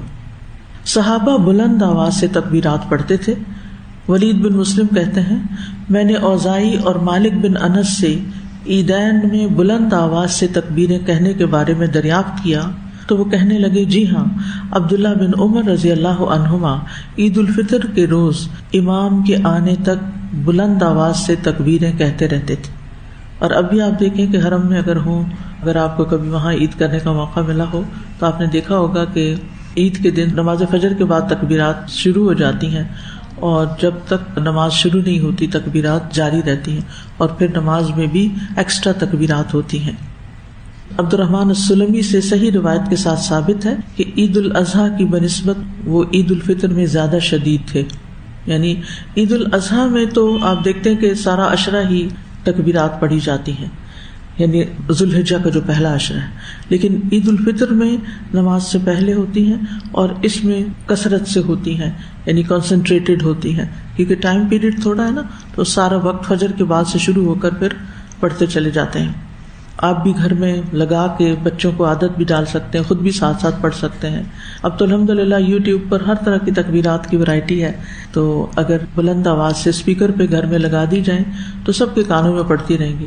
اور اگر آپ مسجد ارری پہنچ گئے ہیں تو مسجد میں پڑھتے رہیں، راستے میں پڑھتے رہیں، گاڑی میں خود پڑھیں، بچوں کو بلند آواز سے پڑھائیں. دارقطنی نے روایت کیا ہے کہ ابن عمر رضی اللہ عنہما عید الفطر اور عید الاضحیٰ کے روز عیدگاہ آنے تک تکبیرات کہتے رہتے، اور وہاں آ کر بھی امام کے آنے تک تکبیریں پڑھتے رہتے، یعنی جب تک نماز شروع نہ ہو جائے. پھر امام کے ساتھ تکبیرات پڑھنا، اس کے بارے میں آتا ہے ابن ابی شیبہ نے زہری سے صحیح سند کے ساتھ بیان کیا ہے کہ جب لوگ گھروں سے نکلتے تو عیدگاہ پہنچنے تک بلند آواز سے تکبیرات کہتے، حتیٰ کہ امام آ جاتا تو لوگ تکبیریں کہنا ختم کر دیتے. جب امام تکبیریں کہتا تو لوگ بھی تکبیریں کہتے. تو اس سے پتہ چلتا ہے کہ انفرادی طور پر، اجتماعی طور پر، گھر میں، راستوں میں، مسجد میں، عیدگاہ میں، امام سے پہلے، امام کے آنے کے بعد، یعنی تکبیرات ہی تکبیرات ہیں. اللہ کی بڑائی ہی بڑائی ہے کہ اسی کا فضل ہے جس نے ہمیں رمضان میں کچھ عبادت کی توفیق دی. یعنی اس سارے مہینے کی عبادت، اور خصوصاً آخری راتوں کی نیند کی کمی کے باوجود راتوں کو جاگ کر عبادت اور زیادہ سے زیادہ دعائیں اور اللہ کی طرف متوجہ ہونے کے بعد ذرہ برابر بھی کسی عبادت کا کوئی تکبر نہیں، اس لیے کہ بڑائی تو صرف اللہ کو زیبا ہے. اسی طرح ہم دیکھتے ہیں کہ سلف صالحین کے ہاں بھی تکبیرات پڑھنا معروف اور مشہور عمل ہے. سلف رحمہ اللہ میں عید کے روز گھر سے نکلنے سے لے کر عیدگاہ جانے اور امام کے آنے تک بلند آواز میں تکبیریں کہنا معروف اور بہت ہی مشہور امر تھا، یعنی سب کو پتا تھا کہ یہ ایک مسنون عمل ہے. بہت سے مصنفین نے اپنی کتابوں میں اس بات کا ذکر کیا ہے، جن میں ابن ابی شیبہ، عبد الرزاق اور فریابی نے کتاب احکام العیدین میں سلف کی ایک جماعت سے نقل کیا ہے، جن میں نافع بن جبیر بھی شامل ہیں، کہ وہ تکبیریں کہتے اور لوگوں کے تکبیریں نہ کہنے پر تعجب کرتے، یعنی اگر کوئی تکبیر نہیں پڑھ رہا ہوتا تو حیران ہوتے تھے کہ ان کو یہ نہیں پتا، اور کہتے تم تکبیریں کیوں نہیں کہتے، یعنی کیوں نہیں تکبیر پڑھتے، تکبیر پڑھو۔ اور ابن شہاب زہری کہا کرتے تھے کہ لوگ گھروں سے نکل کر عیدگاہ جانے اور عیدگاہ میں امام کے آنے تک تکبیریں کہا کرتے تھے۔ تو گویا عید الفطر میں تکبیرات کہنے کا وقت چاند رات سے شروع ہو کر نماز عید کے لیے امام کے آنے تک رہتا ہے، یعنی رات کو ہی آپ شروع ہو سکتے ہیں۔ اور اگر رات آپ سو گئے تھے اور آپ کو نہیں پتا چلا کہ چاند نظر آیا کہ نہیں، تو پھر آپ صبح سے بھی شروع کر سکتے ہیں۔ اس دفعہ پہلی تراویح ہم سب کی چلی گئی نا، کیونکہ رات 10 بجے کے بعد پتہ چلا، جبکہ آلموسٹ نیند میں تھے لوگ۔ عید الاضحیٰ میں تکبیرات کہنے کا وقت کیا ہے؟ 1 ذی الحجہ سے لے کر آخری ایام تشریق کے سورج غروب ہونے تک، یعنی 13 ذی الحجہ تک۔ اور تکبیرات کے الفاظ کیا ہیں؟ عبداللہ بن مسعود ایام تشریق میں یہ تکبیرات پڑھا کرتے تھے: اللہ اکبر، اللہ اکبر، لا الہ الا اللہ واللہ اکبر، اللہ اکبر وللہ الحمد۔ یہ تو سب کو آتی ہے نا۔ اور اسی طرح ابن عباس یہ تکبیرات کہا کرتے تھے: اللہ اکبر کبیرہ، اللہ اکبر کبیرہ، اللہ اکبر و اجل، اللہ اکبر وللہ الحمد۔ اس میں اللہ اکبر و اجل کا لفظ زیادہ ہے۔ یہ عید الفطر کا پیمفلٹ بھی ہے جو الہدیٰ نے چھاپا ہوا ہے، اور اگر آپ سب خود بھی لے لیں اور اوروں کو بھی بانٹیں تو انشاءاللہ یہ مسائل ان تک بھی پہنچ جائیں گے جو بیان ہو رہے ہیں۔ پھر ایک دوسرے کو عید کی مبارکباد دینا، یعنی عید کے آداب میں سے ایک ادب کیا ہے کہ ایک دوسرے کو مل کر اچھے الفاظ سے مبارکباد دی جائے، چاہے الفاظ کوئی بھی ہو۔ مثلاً ایک دوسرے کو یہ کہنا تقبل اللہ منا و منکم، لیکن صرف یہی الفاظ نہیں، آپ عید مبارک بھی کہہ سکتے ہیں، بارک اللہ فیکم کہہ سکتے ہیں، اللہ یبارک فیکم، یعنی کچھ بھی جو برکت سے متعلق، کیونکہ مبارک کا لفظ ہے نا اس میں، عید کی مبارک دینا کہ اللہ تعالیٰ اس عید کو آپ کے لیے مبارک کرے۔ اور جبیر بن نفیر سے روایت ہے کہ رسول اللہ صلی اللہ علیہ وسلم کے صحابہ جب عید کے دن ایک دوسرے کو ملتے تو ایک دوسرے کو کہتے تقبل اللہ منا و منک، اللہ مجھ سے اور آپ سے قبول فرمائے۔ یہ افضل اس لیے ہے کہ یہ صحابہ کے الفاظ ہیں، باقی آپ جو بھی چاہیں مبارک کے الفاظ اردو، انگلش، کسی بھی زبان میں دے سکتے ہیں۔ ایک اور چیز یہ ہے کہ یہ عید کی مبارک افضل وقت یہ ہے کہ انسان نماز پڑھنے کے بعد دے، آتے ہوئے سب تکبیرات پڑھتے رہیں، ایک دوسرے کو ڈسٹرب نہ کریں، مسجد میں بیٹھ کے باتیں نہ کریں، کیونکہ ہوتا یہ ہے کہ لوگوں کو سنتوں کا پتہ نہیں ہوتا، آداب کا پتہ نہیں ہوتا، لہٰذا وہ آتے ہی پھر ایک دوسرے سے گلے ملنا شروع کر دیتے ہیں اور باتیں شروع ہو جاتی ہیں، جس سے تکبیرات کا وقت نکل جاتا ہے اور وہ فضیلت چلی جاتی ہے۔ اور یہ اسی صورت میں ہو سکتا ہے کہ سبھی پڑھیں، جب ان کو اویئرنیس ہوگی تو دوسروں کو بھی اس چیز کے بارے میں بتائیں۔ عیدگاہ میں بھی آپ ایک پمفلٹ ساتھ لے جا سکتے ہیں، جو باتیں کر رہے ہیں انہیں کہیں یہ پڑھ لیں، اس کے اندر تکبیرات بھی لکھی ہوئی ہیں۔ پھر یہ ہے کہ عید کے دن سب گھر والوں کو عید کے لیے نکلنا چاہیے۔ ابن عباس رضی اللہ عنہ سے مرفوعاً روایت ہے کہ آپ صلی اللہ علیہ وسلم اپنی بیٹیوں اور بیویوں کو حکم دیتے کہ وہ عیدین کے لیے نکلا کریں، یعنی ان کو بھی نکلنے کا حکم ہوتا۔ ام عطیہ کہتی ہیں کہ رسول اللہ صلی اللہ علیہ وسلم نے عید الفطر اور عید الاضحیٰ کے دن پردہ نشین جوان عورتوں اور حائضہ عورتوں کو نکلنے کا حکم دیا، لیکن حائضہ نماز سے علیحدہ رہیں، یعنی صف کے بیچ میں نہ بیٹھیں، پیچھے بیٹھیں، اور بھلائی اور مسلمانوں کی دعا میں حاضر ہوں۔ میں نے عرض کیا یا رسول اللہ صلی اللہ علیہ وسلم، ہم میں سے جس کے پاس جلباب نہ ہو، اس سے کیا پتہ چلتا ہے کہ عیدگاہ میں کیا پہن کے جانا چاہیے؟ خوبصورت خوبصورت کپڑے، غرارے اور لہنگے نہیں، جلباب، بڑی چادر، چاہے سلی ہوئی ہو چاہے ان سلی ہو۔ تو کسی نے پوچھا کہ اگر کسی کے پاس جلباب ہے نہیں، کبھی گھر سے ایسے نکلے نہیں اور کبھی چادر بھی نہیں الگ سے بنائی، تو آپ نے فرمایا اس کی بہن اپنی چادر اس کو پہنا دے، یعنی مانگ کے لے جاؤ، کسی اور سے لے لو۔ یہ نہیں کہا اچھا پھر اس کی مجبوری ہے، اگر اس نے چادر نہیں بنائی ہوئی تو وہ چھٹی کرے، جو چاہے پہنے، نہیں، پھر دوسروں سے لے لے، لیکن اس کا اہتمام کرنا چاہیے۔ اور اس میں آپ دیکھیے کہ واضح حکم آ گیا نا، تو پھر خلاف ورزی نہیں ہونی چاہیے۔ چھوٹی بچیوں کو بھی آپ جب لے جاتے ہیں عید کے دن، ظاہر سجاتے ہیں، بناتے ہیں، میک اپ کرتے ہیں، تو ان کے اوپر کچھ نہ کچھ چنری، کوئی چیز ان کے اوپر ضرور اوڑے جو بالکل نابالغ چھوٹی بچیاں، تاکہ وہ عید کی نماز کے وقت ایسے منہ اٹھا کے دیکھتے نہ رہیں۔ کیونکہ میں نے دیکھا بعض لوگ بچیوں کو لے جاتے ہیں عید کا، پیچھے بٹھا دیتے ہیں، یا وہ پاس روتے رہتے ہیں، یا ان کو پتہ نہیں کہ کرنا کیا ہے، پہلے سے ان کی مائنڈ سیٹنگ نہیں ہوتی. تو بچوں سے جو کام کروانا ہو اہیڈ بیفور ٹائم ان کا مائنڈ میک اپ کریں کہ ہم آج یہ کریں گے اور اس میں ایسا اور ایسا ہوگا, پھر اس کے بعد یہ اپنا پلانر, اپنا پروگرام دن کا اپنے قریبی لوگوں کے ساتھ شیئر کر لیا کریں. اس سے کمیونیکیشن اور انڈرسٹینڈنگ اچھی ہوتی ہے, تاکہ دوسرے کو عین وقت پہ جب آپ کچھ کرنے لگے تو اعتراض بھی نہ ہو اور شکایت بھی نہ ہو, پہلے تو تم نے بتایا ہی نہیں, ہمیں تو پتہ ہی نہیں تھا کہ تمہارا یہ پروگرام بنا ہوا ہے. تو خصوصاً جو خواتین ہیں ان کے لیے یہ بہت ضروری ہے, بچوں کے حوالے سے, شوہر کے حوالے سے, گھر کے اندر رہنے والے افراد کے حوالے سے, چاہے گھر میں بزرگ بھی ہوں تو ان کو بھی بتانا چاہیے کہ ہمارا آج کا ڈے پلان یہ ہے. مثلاً آپ اپنے ساس سسر کے ساتھ رہتے ہیں تو یہ نہیں کہ اپنا چپ کر کے خود ہی پلانر بنایا اور خود ہی ایگزیکیوٹ کر لیا اور ان کو خبر ہی نہ ہو, اور وہ دیکھتے رہے کہ پتہ نہیں آج کیا ہو رہا ہے, کہاں جا رہے ہیں. اور اس سے پھر شیطان وسوسے بھی ڈالتا ہے اور دل میں برے برے خیالات بھی ڈالتا ہے, اور اپنے آپ کو ایکسکلوڈیڈ فیل کرتے ہیں. مثلا بزرگ ہیں گھر میں, صبح اٹھتے ہیں نماز کے لیے, آپ ان کو چائے پانی پوچھتے ہیں, اگر زیادہ بوڑھے ہیں, اگر وہ بہتر ہے اپنا کام خود بھی کر لیتے ہیں, تب بھی عادت بنائیے صبح اٹھ کے سب کو سلام کرنے کی. یعنی ایک دفعہ سب گھر والے اٹھنے کے بعد ایک دوسرے کو شکل دکھائیں, سلام کریں. اور اگر آپ مثلا جاب کرتے ہیں اور جلدی گھر سے نکلنا ہے, یا آپ کا کوئی دعوت دین کا کوئی کام ہے اور آپ کو دن میں کہیں نہ کہیں نکل کے جانا ہے, تو گھر والوں کو بتائیں کہ آج میرا یہ اور یہ ٹائم ہے, کھانا ہم اس وقت کھائیں گے, فلاں کام اس وقت کریں گے, تاکہ سب لوگ ایک پیج پر ہوں اور سب پھر ایک دوسرے کا انتظار ہی نہ کرتے رہیں. ورنہ کیا ہوتا ہے اگر مثلا گھر میں ماں ہے اور جوان بچے بغیر بتائے نکل جاتے ہیں تو پھر کیا ہوتا ہے, ماں کو پتہ ہی نہیں ہوتا, اکیلی بیٹھی ٹیبل پہ انتظار کر رہی ہوتی ہے کہ بچے آئیں تو کھانا کھائیں.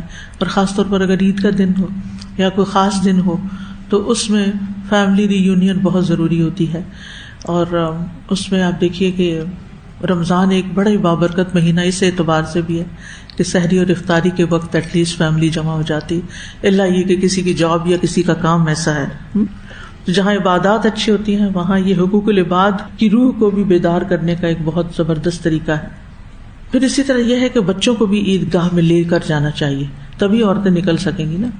ابن عباس کہتے ہیں کہ ایک دفعہ یوم الفطر یا اضحیٰ کے موقع پر میں نبی صلی اللہ علیہ وسلم کے ہمراہ نکلا تو آپ نے نماز پڑھائی, پھر خطبہ دیا, پھر عورتوں کے پاس آئے اور انہیں واعظ و نصیحت کی اور انہیں صدقہ خیرات کا حکم دیا.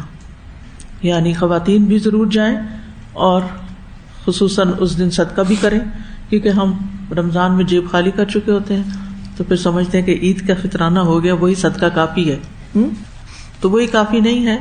آپ نے دیکھا ہوگا جب عیدگاہ سے آپ نکلتے ہیں تو بہت سے غریب فقیر مسکین لوگ جو ہیں وہ وہاں مانگ رہے ہوتے ہیں, تو ہم منہ موڑ کے چلے جاتے ہیں, چاہے چھوٹی سی کوئی چیز اور کچھ نہیں, کھجور ہی لے جائیں, وہی ایک ایک کسی کے ہاتھ پہ رکھ دیں. صدقہ ضروری تو نہیں کہ پیسوں کا ہی ہو, کسی بھی چیز کا ہو سکتا ہے, لیکن سوال یہ کو خالی ہاتھ نہ موڑے, کچھ نہ کچھ جو بھی میسر ہو دے دیں. ایک اور جگہ پر تفصیل سے یہ حدیث آتی ہے کہ جب نبی صلی اللہ علیہ وسلم نے خواتین کو صدقہ کرنے کا حکم دیا تو انہوں نے اپنی بالیاں اور اپنی انگوٹھیاں اور اپنی پازیبیں جو تھی وہ اس چادر میں جو حضرت بلال نے پھیلائی تھی اس کے اندر پھینکنی شروع کر دی. یعنی جو اس وقت ان کے پاس تھا اسی میں سے صدقہ کر دیا. اور ویسے بھی آپ دیکھیے کہ عید کی نماز عموماً بڑے میدانوں میں ہوتی ہے یا کوئی مارکی بک کی جاتی ہے, یعنی موسم کے اعتبار سے, کیونکہ جب شدید گرمی ہوتی ہے تو باہر نہیں پڑھ سکتے آپ. اب ظاہر ہے کہ جو لوگ بک کرواتے ہیں, یہ ساری فیسلٹیز ارینج کرتے ہیں, اس میں بعض مخیر حضرات اکٹھے ہو جاتے ہیں, بعض اوقات وہ بوجھ چند لوگوں پہ آتا ہے. اگر سارے لوگ مل کے کنٹریبیوٹ کر کے ایسی جگہیں تیار کریں تو اس میں یہ ہے کہ سب کا اجر بھی شامل ہو جائے گا اور ایسے بڑے بڑے کام کرنا آسان بھی ہو جائے گا. تو جہاں بھی آپ نماز پڑھیں, جب میں کینیڈا گئی تو مجھے کسی نے بتایا کہ وہاں پر سکھوں کا گردوارا تھا, تو مجھے ذرا دیکھنے کا ایک شوق بھی تھا کہ مختلف لوگوں کی عبادت گاہیں کیسی ہیں اور کیا کرتے ہیں. تو وہاں پر چونکہ ایک فیسلٹی تھی تو میں نے جا کر دیکھا, تو یعنی بچے بڑے عورتیں بوڑھے پوری فیملیز جو تھیں وہ آئی ہوئی تھی, اور یہ تقریباً روزانہ کی بنیاد پر ہی آفٹرنون میں اس کا سلسلہ چلتا ہے. بزرگ حضرات لوگ صبح میں بھی جاتے ہیں, اور خواتین جو ہیں وہاں پر ان کا سیٹ اپ اس طرح ہوتا ہے کہ بیسمنٹ ساری کی ساری کھانے پینے کی جگہ ہوتی. خواتین خود کوکنگ کرتی ہیں, یعنی والنٹیئرز آتے ہیں, خود کوکنگ کرتے ہیں, خود سرو کرتے ہیں, پھر وہ چلے جاتے پھر اور آ جاتے ہیں. انتظام چلانے والے چند لوگ ہوتے ہیں, اور پھر اس میں یہ نہیں ہوتا کہ صرف سکھ لوگ ہی آ کر کھائیں، بلکہ کسی بھی کمیونٹی کے کوئی بھی لوگ، غریب، فقیر، امیر، جو بھی ہے، وہ ان کے لیے برکت کا کھانا ہوتا ہے اور وہ سب کو سرو کرتے ہیں. سادہ کھانا ہوتا ہے، سادی سی اسٹیل کے گلاس اور اسٹیل کی پلیٹیں وغیرہ، لیکن ایک وسیع پیمانے پر. یعنی وہ جو ہال میں نے دیکھا وہ شاید اس سے بھی بڑا ہو کہ جس میں وہ نیچے کھانے کی دسترخوان لگے ہوئے تھے اور ساتھ بڑے بڑے کچن اور پکانے کی جگہ. تو میں نے ان سے پوچھا کہ یہ کس طرح افورڈ کیسے کرتے ہیں؟ ہر وقت یہ لنگر چلتا ہے، ہر وقت یہ کھانا کھلایا جاتا ہے. ان کے یہاں بھی کھانا کھلانا ایک بہت ہی نیکی اور ان کے نزدیک جو ثواب کے کام ہے اس میں سے ہے. تو بتایا گیا کہ ہر جو سکھ انٹر ہوتا ہے وہ متھا ٹیکنا دیتا ہے. کچھ اس طرح کا اللہ بتایا، متھا ٹیکی. وہ کیا ہے کہ کچھ نہ کچھ انہوں نے صدقے میں ضرور ڈالنا ہے. ہر بندہ کچھ نہ کچھ ضرور ڈال. یعنی یہ ہو ہی نہیں سکتا کہ کوئی جا کے اس فیسلٹی کو استعمال کرے اور پھر اس میں کچھ نہ ڈالے، وہاں کچھ اپنا حق نہ چھوڑ کے آئے. تو اس لیے میں عموماً اسٹوڈینٹس کو کہتی ہوں کہ جب کبھی آپ کسی مسجد میں جائیں، اپنا ایک اصول بنا لیں. کسی بھی ایسی پبلک پلیس میں جائیں کہ وہاں کچھ نہ کچھ کسی نہ کسی شکل میں اپنا حق ادا کر کے آئیں. یعنی اپنی طرف سے کچھ نہ کچھ اپنا فرض پورا کر دیں. جیسے ہائی وے پہ مسجدیں بنی ہوتی ہیں نا، تو بعض اوقات گاڑی روک کے نماز پڑھتے ہیں، بعض اوقات وہاں چندہ کا ڈبہ رکھا ہوتا ہے، بعض اوقات نہیں بھی رکھا ہوتا. تو میک شور کیا کریں کہ چاہے 50 روپے ہی ڈالے ہیں لیکن کچھ نہ کچھ ڈال دیں. آپ کو نہیں پتا، آپ بھول بھی جائیں گے وہ ڈالے ہوئے، لیکن قیامت کے دن آپ دیکھیں گے کہ اتنے لوگوں نے اس مسجد میں نماز پڑھی جہاں آپ کے 50 روپے تھے. تو یہ چھوٹی چھوٹی چیزیں ہوتی ہیں جس سے ہمارا جاتا کچھ نہیں، لیکن وہ ایک ایسا جسچر ہوتا ہے کہ ہم اجتماعی نیکیوں میں حصہ ڈال لیتے ہیں، اور اس سے مسلمانوں کے جو اجتماعیت کے کام ہیں، جو بڑے پیمانے پہ کیے جانے والے کام ہیں، ان میں رکاوٹ نہیں آتی. بہت سے کام صرف فنڈز کی کمی کی وجہ سے بعض اوقات رک جاتے ہیں، سینٹرز بند ہو جاتے ہیں، مسجدیں بند ہو جاتی ہیں. لیکن اگر ہر مسلمان اپنا فرض سمجھے، اپنی حیثیت کے مطابق تھوڑا یا زیادہ کچھ نہ کچھ، تو اس سے آپ دیکھیں گے کہ ایک تو انسان کے اپنے اوپر سے بلائیں ٹلتی رہتی ہیں، اللہ کی رضامندی حاصل ہوتی ہے، انسان کے گناہوں کی آگ بجھتی ہے، اور دوسرا یہ کہ نیکی کے کام بڑے پیمانے پہ ہونے لگتے ہیں. تو عید کے دن خواتین کو بھی جانا چاہیے اور صدقہ خیرات بھی ضرور کرنا چاہیے. نماز عید کے لیے آنے جانے میں راستہ بدلنا چاہیے. جابر بن عبداللہ بیان کرتے ہیں کہ عید کے روز نبی صلی اللہ علیہ وسلم راستہ تبدیل کیا کرتے تھے. ابو ہریرہ کہتے ہیں نبی صلی اللہ علیہ وسلم جب عید کے دن ایک راستے سے نکلتے تو دوسرے راستے سے واپس آتے. اس کی کیا حکمت ہے؟ کیوں تبدیل کیا جائے؟ اس کی ایک وجہ تو یہ ہے کہ قیامت کے دن زمین اپنے اوپر ہونے والے خیر اور شر کے عمل کی گواہی دے گی کہ ہم اللہ کے لیے نکلے تھے، اللہ کی بڑائی بلند کرنے کے لیے، اللہ کا شکر ادا کرنے کے لیے، نبی صلی اللہ علیہ وسلم کی سنت پر عمل کرنے کے لیے، اور اس راستے سے، اس زمین کے اس حصے نے ہمارے قدموں کی گواہی دی، اور جب واپس گئے تو ذرا موڑ کاٹ کے دوسری طرف سے گئے تو وہ بھی ایک گواہی ہمارے حق میں لکھی گئی. اور ایک اور قول یہ بھی ہے کہ اللہ کا ذکر ظاہر کرنے کے لیے، کیونکہ پہلے زمانے میں لوگ گاڑیاں اور کاریں تو استعمال نہیں کرتے تھے، اگر کوئی اونٹ اور گدھے پہ بھی ہوتا تو وہ بھی اوپن ہوتا تھا. تو گزرتے ہوئے لوگ جب راستے میں اللہ کی بڑائی بیان کرتے اور غول کے غول نکل کے گلیوں بازاروں میں جا رہے ہوتے، تو اس سے جو نان مسلمز ہیں وہ بھی دیکھتے ہیں مسلمانوں کی اجتماعیت کو اور اللہ کا ذکر بلند کرنے کو، تو یہ چیز دلوں کے اندر ایک خاص رعب اور ہیبت بھی پیدا کرتی ہے.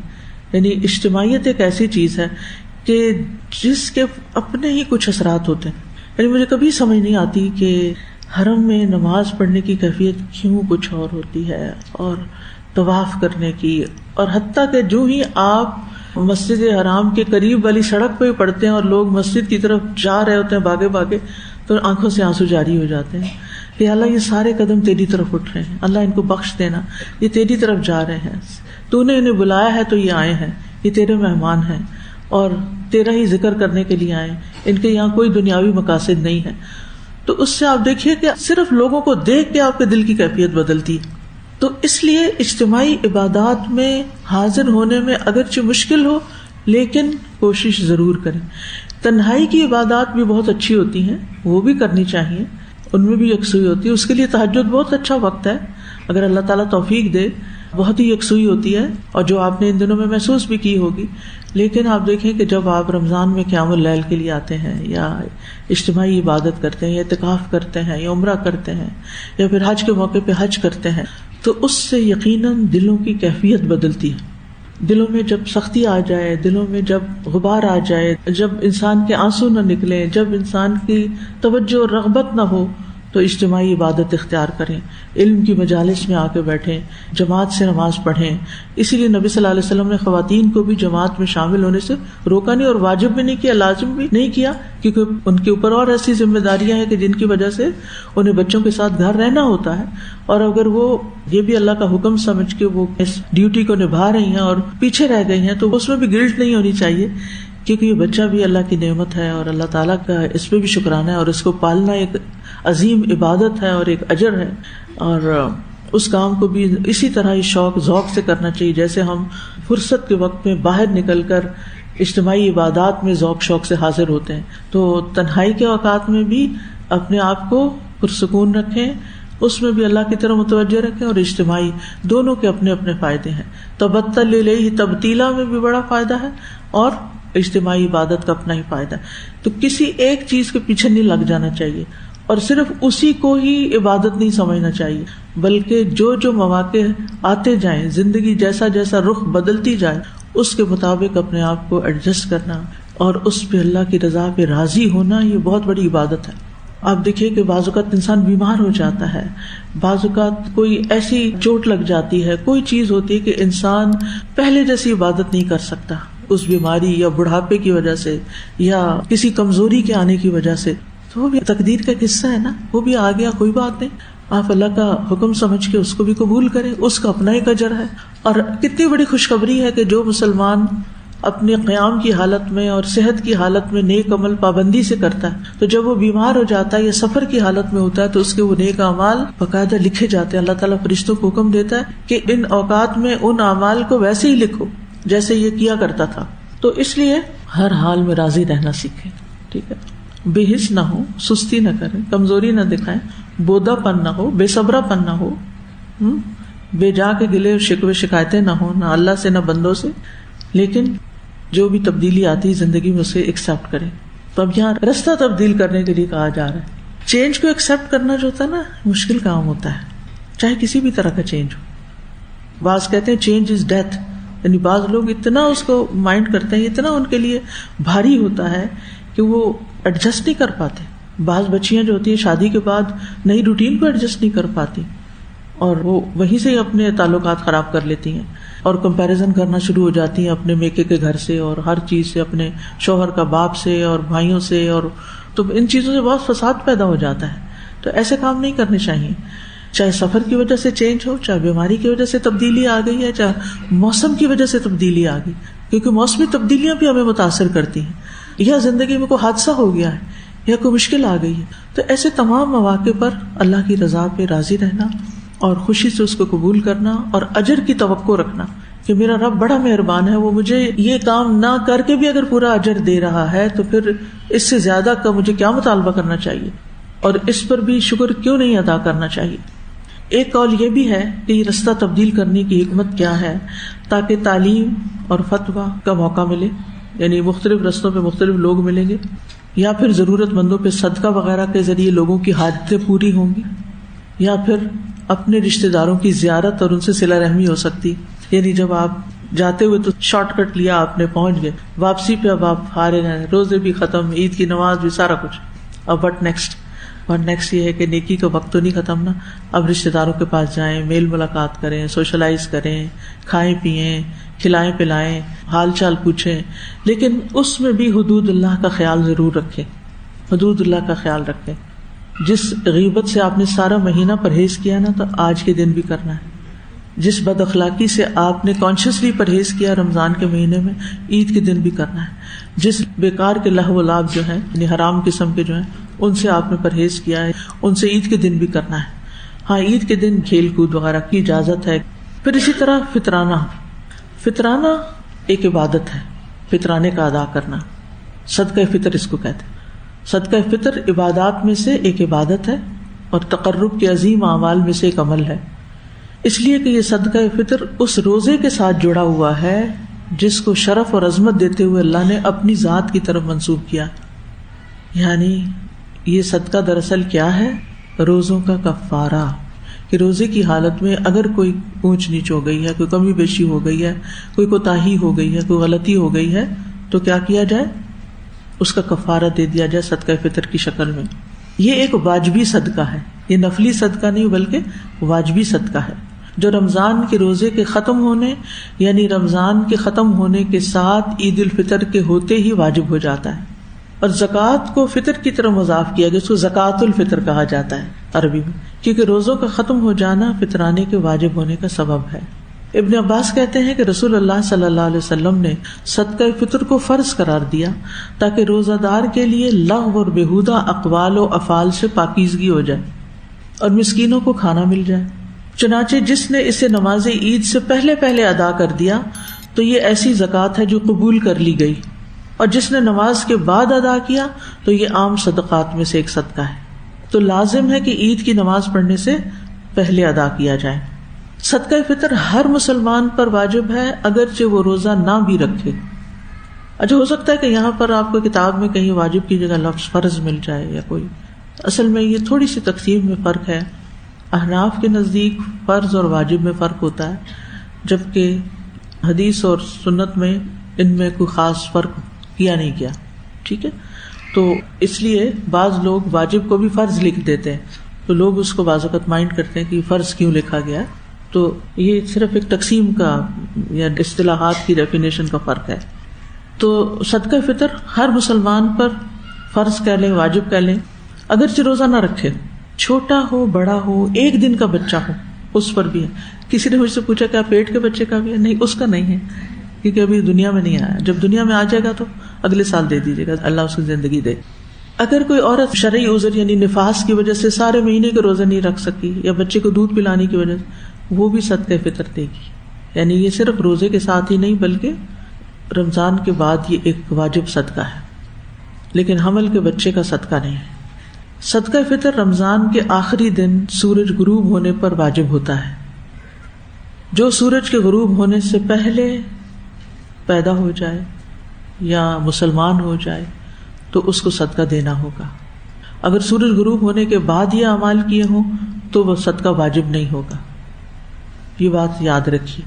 بعض لوگ مسلمان ہوتے ہیں نا، تو نان مسلم پہ تو یہ نہیں ہے، لیکن ایک شخص رمضان کے روزے اور نماز مسلمانوں کی دیکھ کے متاثر ہوا اور وہ مسلمان ہوا آخری روزے کا سورج غروب ہونے سے پہلے، تو اب کیا ہوگا؟ اس کے اوپر صدقہ واجب ہو. لیکن اگر مغرب عشاء کے بعد ہوا ہے عید کی رات، پھر نہیں. بچہ بھی اگر اس کے بعد پیدا ہو تو پھر نہیں. ٹھیک ہے، یعنی یہ رمضان کے آخری دن واجب ہوتا ہے، اور عید الفطر کی نماز ادا کرنے سے پہلے ادا کرنا ہوتا ہے.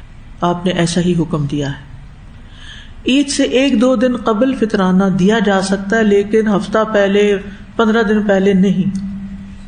ٹھیک ہے، یعنی کچھ لوگ ہوتے ہیں نا، وہ رمضان کے شروع ہوتے ہی فطرانہ اکٹھا کرنے لگتے ہیں یا دینے لگتے ہیں، وہ ادا نہیں ہوتا، صرف 1-2 دن کی گنجائش ہے. اس کی دلیل ابن عمر کی حدیث ہے، رسول اللہ صلی اللہ علیہ وسلم نے رمضان المبارک میں فطرانہ فرض کیا، اور حدیث کے الفاظ آخر میں ہیں، اور یہ فطرانہ عید سے 1 یا 2 دن قبل دیا کرتے تھے. وہ 1-2 دن پہلے کی بات کیوں ہے؟ ویسے تو آپ عید کی صبح بھی دے سکتے ہیں نماز سے پہلے، تاکہ غریب لوگ اپنے لیے کچھ عید کا سامان کر سکیں. اگر کسی وجہ سے ادائیگی نہیں ہو سکی، فطرانہ ادا نہیں ہو سکا، تو استغفار لازم ہے، استغفار کرنا ہوگا، کیونکہ ایک واجب چیز چھوٹ گئی. تاخیر کی وجہ سے بھی توبہ استغفار کرنی ہوگی، اور ساتھ وہ صدقہ فقراء کو دینا ہی ہوگا. یعنی وہ تو واجب ہے نا، وہ تو دینا ہی ہے. وقت گزر گیا، آپ توبہ کر لیں اور دے دیں وہ صدقہ. ابن عثیمین رحمہ اللہ سے سوال کیا گیا کہ میں نے فطرانہ ادا نہیں کیا کیونکہ عید کا اعلان اچانک ہوا تھا، اور عید الفطر کے بعد میں پوچھ ہی نہیں سکا کہ فطرانہ نماز کے بعد ادا کر دوں یا نہیں. اب میں کیا کروں؟ کیا فطرانہ مجھ سے ساقط ہو گیا یا ادائیگی ضروری ہے، اور اس کی حکمت کیا ہے؟ ان کا جواب تھا، فطرانے کی ادائیگی فرض ہے. ابن عمر بیان کرتے ہیں رضی اللہ عنہ کہ رسول اللہ صلی اللہ علیہ وسلم نے فطرانہ فرض کیا تو یہ ہر مسلمان مرد اور عورت، بچے اور بوڑھے، آزاد اور غلام پہ فرض ہے. اگر فرض کیا جائے کہ عید اچانک ہوئی اور آپ پہلے سے ادا نہیں کر سکے تو آپ اسے عید کے دن ادا کر دیں، چاہے نماز کے بعد ہی کیوں نہ. کیونکہ فرضی عبادت کا وقت جب کسی عذر کی بنا پہ ختم ہو جائے تو عذر زائل ہوتے ہی اس کی ادائیگی کی جائے گی. یہ ایک اصول ہے. مثلاً آپ کی نماز فرض تھی فجر کی آپ پر، آپ کی آنکھ ہی نہیں کھلی، تو اب آپ کیا کریں گے؟ کیا کریں گے؟ سورج نکل آئے گا تو صدقہ کر دیں گے، بس فرض پڑھیں گے، نماز ادا کریں گے، اور ساتھ ہی اور کیا کریں گے؟ استغفار، توبہ بھی کریں گے کہ اللہ خطا ہو گئی، پتہ ہی نہیں چلا، بھول گئے، ان نسینا او اخطانا. ٹھیک ہے. ظہر کی نماز آپ کیلولا کرنے لیٹے، پتہ ہی نہیں چلا اور وقت نکل گیا، کیا کریں گے؟ جب اٹھیں گے، آنکھ کھلے گی تو پہلے ظہر پڑھیں گے، پھر عصر پڑھیں گے اور توبہ بھی کریں گے. تو انہوں نے یہی کہا کہ آپ کو فطرانے کی ادائیگی اب کر دینی چاہیے، حالانکہ وہ کئی دن گزر چکے تھے. عذر کی بنا پر تاخیر ہونے پر فطرانہ قبول ہوگا یا نہیں، اس کے بارے میں شیخ کہتے ہیں اگر کسی عذر مثلاً بھولنے کی بنا پر بھول گیا انسان، یا پھر چاند رات کو فقراء نہ ملنے کی وجہ سے، کوئی فقیر ہی نہیں آس پاس، ایسے پوش علاقے میں رہتے ہیں کہ دور دور کوئی نہیں، تو فطرانے کی ادائیگی میں تاخیر ہو گئی تو فطرانہ قبول ہوگا، چاہے اس نے اسے اپنے مال میں واپس شامل کر دیا یا اسے فقیر اور محتاج کے آنے تک باقی رکھا، یعنی اس کو سنبھال رکھا کہ اب جب موقع ہوگا دے دوں گا. امام مسجد کو چاہیے کہ وہ جمع کردہ فطرانہ فقراء اور ضرورت مندوں کو ادا کر دے، اور اگر اس کے علاقے میں فقراء اور ضرورت مند نہیں ملتے تو پھر کسی اور علاقے اور ملک میں بھیج دے، جہاں ضرورت ہے وہاں بھیج دیا جائے. یعنی اگر آپ کے آس پاس کوئی لینے والا نہیں تو آپ کہیں دور جائیں اور وہاں پر ادا کریں، لیکن دینا ضروری ہے.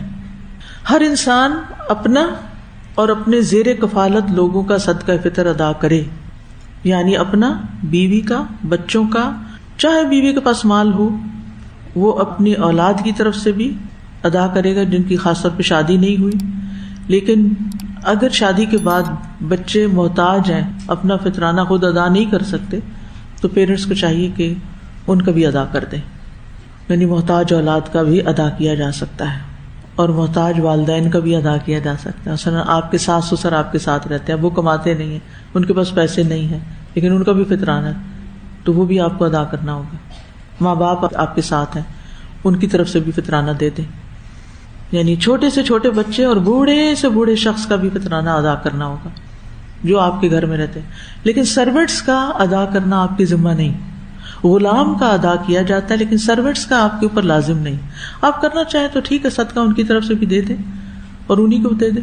اب یہ ہے کہ اگر کوئی شخص اتنا غریب ہے کہ اس کے پاس ہے ہی کچھ نہیں دینے کو تو وہ نہ دے، پھر وہ مکلف ہی نہیں ہے کیونکہ وہ تو لینے والوں میں شامل ہے. اولاد اگر مالدار ہے، وہ خود دے سکتی ہے تو بہتر ہے وہ خود اپنا دے. ان کی طرف سے پھر ذمہ داری نہیں ہے باپ کی کہ وہ ادا کرے. اگر دے دیتا ہے تو خوشی کی بات ہے، اگر نہیں دیتا تو وہ پوچھا نہیں جائے گا. ہاں محتاج ہے یا چھوٹی ہے اولاد تو پھر والدین کی ذمہ داری بنتی ہے. صدقہ فطر کی مقدار کیا ہے؟ غلے کا 1 صاع، 2.5 کلو. ابو سعید خدری کہتے ہیں ہم نبی صلی اللہ علیہ وسلم کے عہد مبارک میں خوراک کا 1 صاع بطور صدقہ فطر دیتے تھے. 1 صاع سے مراد نبی صلی اللہ علیہ وسلم کا صاع ہے، یہ اس آدمی کی ہتھیلیوں کے 4 چلو بنتے ہیں جس کی بناوٹ درمیانے درجے کی ہو. صدقہ فطر کسی بھی کھانے کی چیز میں سے نکالا جا سکتا ہے جو بطور غذا استعمال ہوتی. اب مثلاً ساؤتھ امریکہ میں لوگ مکئی کھاتے ہیں، گندم نہیں. بنگلہ دیش وغیرہ میں لوگ چاول کھاتے ہیں، ٹھیک ہے. کچھ علاقوں میں لوگ آلو کھاتے ہیں، یعنی اسٹیپل فوڈ کے طور پر. تو جس علاقے کی جو بھی اسٹیپل فوڈ ہے اس کے مطابق وہ نکالے گا، جیسے گندم، مکی، چاول، لوبیا، مسور کی دال، چنے وغیرہ جو لوگوں کی غذا اور خوراک بن سکے. تو نبی صلی اللہ علیہ وسلم نے 1 صاع کو دینا لازم قرار دیا ہے، اور صحابہ کرام صدقہ فطر انہی چیزوں سے نکالتے تھے جنہیں وہ بطور غذا استعمال کرتے تھے. افضل یہی ہے کہ کائنڈ میں، یعنی کھانے کی چیز ہی صدقے میں نکالی جائے، یہ اصل سنت ہے. لیکن اگر آپ کے پاس کوئی چارہ نہیں ہے، نہ خریدنے کا نہ تقسیم کرنے کا، تو پھر آپ کیش بھی دے سکتے ہیں، ٹرانسفر کر سکتے ہیں، یعنی رقم کی کوئی بھی شکل آپ دے سکتے ہیں. اور پھر جس ملک میں آپ رہتے ہیں نا اس کی کرنسی میں دیں گے جو آپ کا یعنی بیس ہے، جہاں اب آپ کا ریزیڈنس ہے. بعض لوگ کیا کہتے ہیں رہتے امریکہ میں ہیں اور فطرانہ پاکستان میں دیتے ہیں پاکستانی کرنسی کے مطابق یا پاکستانی قیمت کے مطابق. نہیں، آپ جہاں رہتے ہیں نا، چاہے آپ عید ہی کرنے آئے ہیں تو اپنے حساب سے دیجیے. پھر اسی طرح مختلف جو چیزیں ہیں ان کی قیمت بھی فرق ہوتی ہے. مثلاً اگر آپ کشمش دیں تو اس کی قیمت کچھ اور ہوگی، اگر آپ گندم دے رہے ہیں تو کچھ اور ہے. چاول اور گندم میں بھی فرق ہوتا ہے. تو ایسی صورت میں آپ اپنی پسند کی چیز دیں. یعنی اگر آپ کو چاول زیادہ پسند ہے تو آپ، یہ لازم نہیں ہے، میں صرف مشورہ دے رہی ہوں کہ جو اپنے لیے پسند ہے وہ دوسروں کے لیے بھی پسند کریں.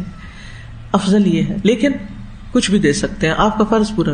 ایک ہوتا ہے فرض پورا کرنا، کھڑے ہوئے ہیں روٹین میں نماز بس مشین بن کے پڑھ لی، اور ایک ہے ہر فرض ہے اس کو اور ہر رکن جو ہے اس کو افضل طریقے سے ادا کر کے خوبصورتی کے ساتھ.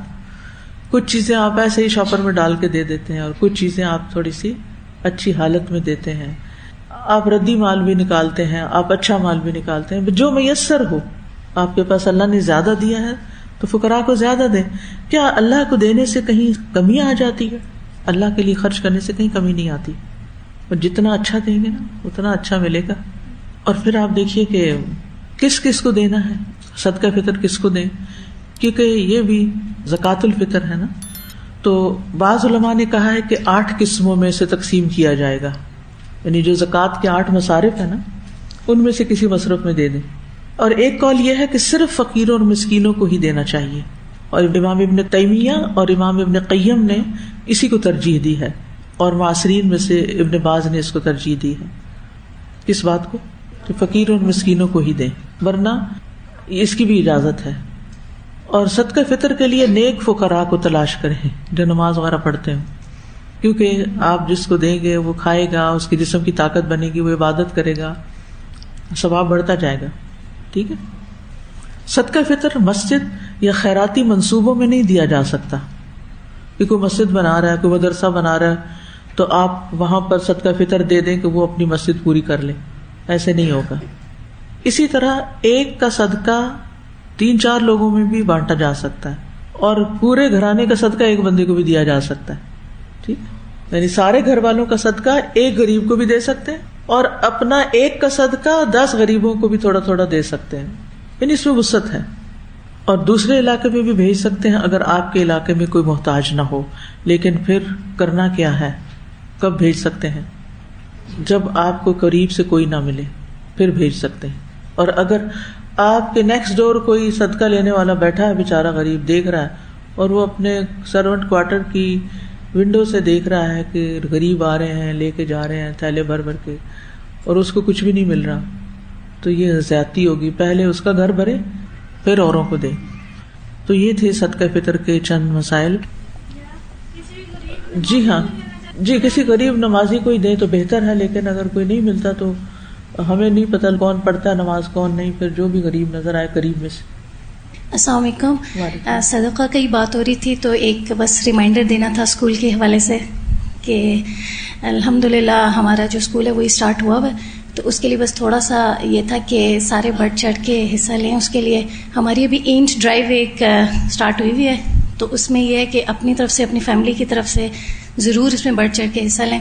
ریزن یہ ہے کہ ہمارے پاس بہت زیادہ اپلیکیشنز ریسیو ہوئی ہوئی ہیں جن کو ہم لوگوں نے معذرت کی ہوئی ہے، بہت زیادہ.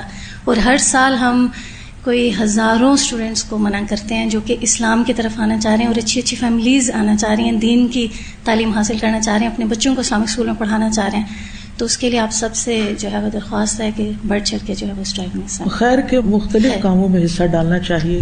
ہمیں نہیں پتا کہ کل قیامت کے دن کون سی بار کتنی اونچی ہو جائے. جو ان کو کہیں وہاں دے دیں. اگر مسجد جو اسلامک سینٹرز ہوتے ہیں وہ بھی فطرانہ اکٹھا کر کے وہیں کے غریبوں کو بانٹتے ہیں، وہاں بھی غریب بہت ہوتے ہیں. جب ایک کی جاب گئی تو وہ آ گیا غریب کی صف میں، کیونکہ پھر وہ کہاں سے کھائے گا، رینٹ کہاں سے پے کرے گا. تو لوگوں کے حالات بہت برے ہو جاتے ہیں جب ان کی جابس چلی جاتی ہیں. اور آپ کو پتہ ہے کووڈ کے بعد تو حالات اور بھی زیادہ خراب ہوئے. تو اگر باہر پڑھنے گئے ہوئے ہیں تو وہ اپنے ہی وہاں قریبی دیکھیں کہ ہر مسجد کچھ نہ کچھ کمیونٹی کے لیے کر رہی ہوتی ہے، تو وہیں سے پہلے معلومات لیں. لیکن اگر دیکھیں کہ کسی ایسے ٹاؤن میں کہ جہاں نہ مسجد ہے نہ کچھ ہے، اور مسجد جانا بھی ممکن نہیں ہے، اور کوئی مسلمان بھی ایسے نہیں ہے کیونکہ مسلمانوں کو ہی دیا جاتا ہے یہ فطرانہ، تو پھر اس صورت میں بیک ہوم بھیج دیں. انہوں نے جو بات کی ہے وہ یہ کہ سارا ماہ ہم رمضان کے روزے رکھتے ہیں، حرام چیزوں سے بچتے ہیں، گناہ کے کاموں سے بچتے ہیں، لیکن عید کے دن بہت سی نافرمانیاں شروع کر دیتے ہیں. ڈے 1 سے ہی پھر شیطان کے پھندے میں آ جاتے ہیں.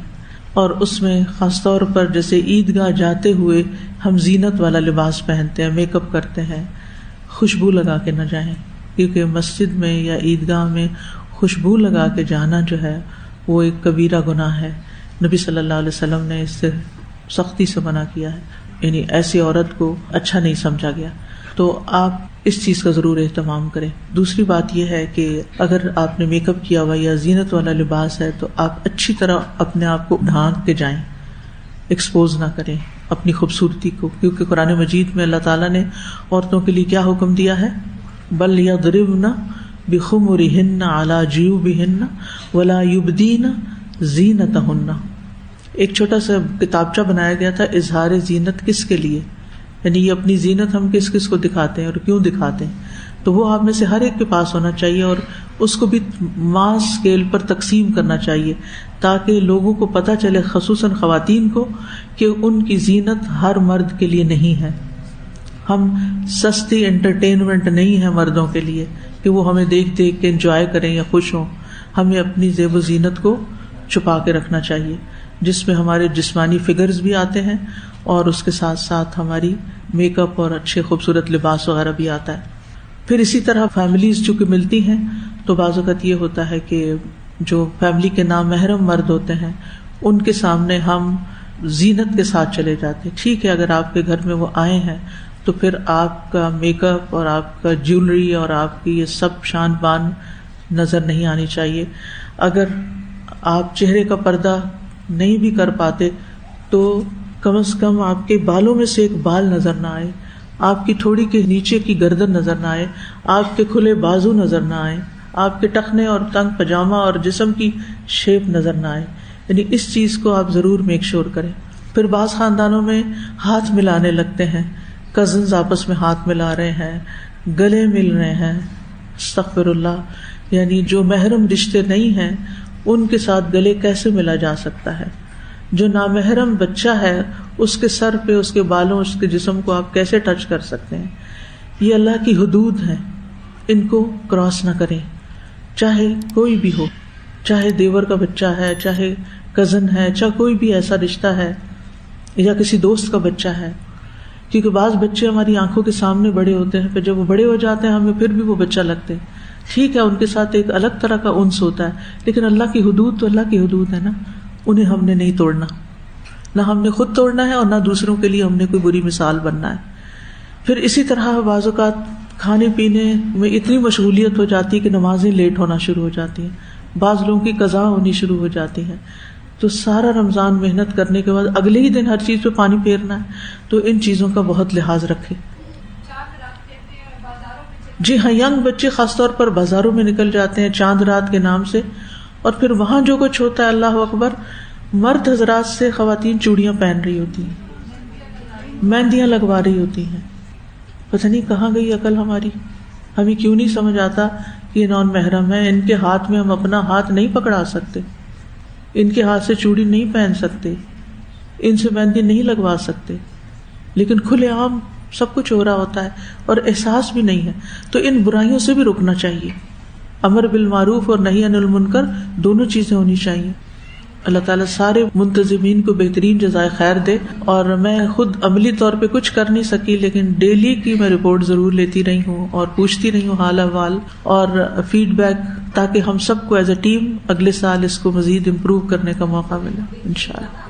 الحمدللہ، شاید اسی لیے میں عمرے پر نہیں گئی اس سال، کہ آپ لوگوں کے ساتھ، اعتکاف والوں کے ساتھ میں نے ٹائم سپینڈ کرنا تھا ڈیلی. بس میں نے جتنی دفعہ استخارہ کیا جانے کے لیے دل نہیں مانا. الحمدللہ اسی میں خیر ہوگی. گورنمنٹ کی طرف سے جو اماؤنٹ مقرر ہوتی ہے نا، وہ ایک بیئر منیمم کے جو سب پے کر سکیں. لیکن اگر اللہ نے آپ کو وسعت دی ہے تو آپ ضروری نہیں کہ 2.5 کلو آٹے کی قیمت ہی دیں، آپ جو یا کشمش یا کھجور کی بھی دے سکتے ہیں. افضل یہی ہے نا کہ ہم راشن دیں لوگوں کو، چاول آٹا، یعنی کھانے پینے کی چیزیں دیں، یہ افضل ہے. اگرچہ پیسے دے سکتے ہیں، لیکن اب ہوتا کیا ہے کہ لوگ فوراً جب میں کسی کو یہ کہتی ہوں تو وہ کہتے ہیں کہاں سے لیں, کہاں دیں؟ بھئی آپ اپنے لیے کہاں سے لیتے ہیں؟ اور دینے کے لیے آپ نے پلاننگ کیوں نہیں کی؟ روزے رکھنے کی تھی نا, اپنی ساری افطاری کی تھی, رمضان سے پہلے اکٹھا لا کے رکھ لی گروسری کر کے. سب میں دیکھ رہی تھی کہ جو ہی رمضان قریب آیا تو سب فکر مند تھے کہ مہینے بھر کی گروسری لا کے رکھ دیں تاکہ روز روز بازاروں میں نہ جانا پڑے, خصوصاً ڈرائی راشن جو ہے. تو آپ نے غریبوں کے لیے کیوں نہیں پلاننگ کی کہ آپ نے خود بانٹنا ہے, سارے خاندان نے مل کے بانٹنا ہے؟ اگر کوئی آرگنائزیشن بانٹ رہی ہے, جیسے الہدا میں بعض اوقات لاسٹ ڈے یا ایسے ٹائم پہ لوگ پیسے بھیج دیتے ہیں کہ ہماری طرف سے فطرانہ دے, کیونکہ اسے عید سے پہلے دینا لازم ہے. یہ یاد رکھیے, کوئی بھی ذمہ داری نہ لے کسی کی جب تک وہ اس کمٹمنٹ کو نہ پورا کر سکے. اب وہ کیا ہے, ساری ٹیم چھٹی پہ چلی گئی, عید منانے چلی گئی, اب کوئی ایک آدھ بیچارہ رہ جاتا ہے اور وہ پھر بازاروں میں بھاگ رہا ہوتا ہے کہ سامان اکٹھا بھی کرے اور گاڑی پہ رکھ کے تو غریبوں کو بانٹ کے بھی آئے, تو بڑی مشکل ہو جاتی. تو اس سلسلے میں بھی انشاءاللہ ہم پلاننگ کرنے والے ہیں کہ نیکسٹ ایئر رمضان راشن میں تو ہم فطرانہ نہیں ڈال سکتے کیونکہ وہ تو ارلی تقسیم ہو جاتا ہے. یہ فطرانے کے طور پر عید سے پہلے ہی دیا جائے گا. تو عید سے 1-2 دن پہلے ہی اگر لوگ ادا کر دیں اور پھر اس کو تقسیم کرنے کے لیے پلاننگ ہو جائے تو بیسٹ ہے.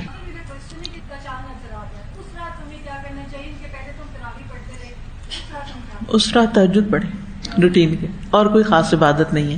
اچھا سوال تھا آپ کا, کیونکہ لوگوں نے چاند رات کی عبادتیں بھی بنائی ہوئی ہیں. اس سلسلے میں کوئی چیز اوتھینٹک نہیں ہے, لیکن آپ نے قیام کر کے تہجد کی عادت ڈالی نا, اس کو عید والی رات ختم نہ کر دیں, وہ کریں. فطرانہ صرف 28 کے بعد لیا جا سکتا ہے, دینے والا بھی جب ہی نکالے گا.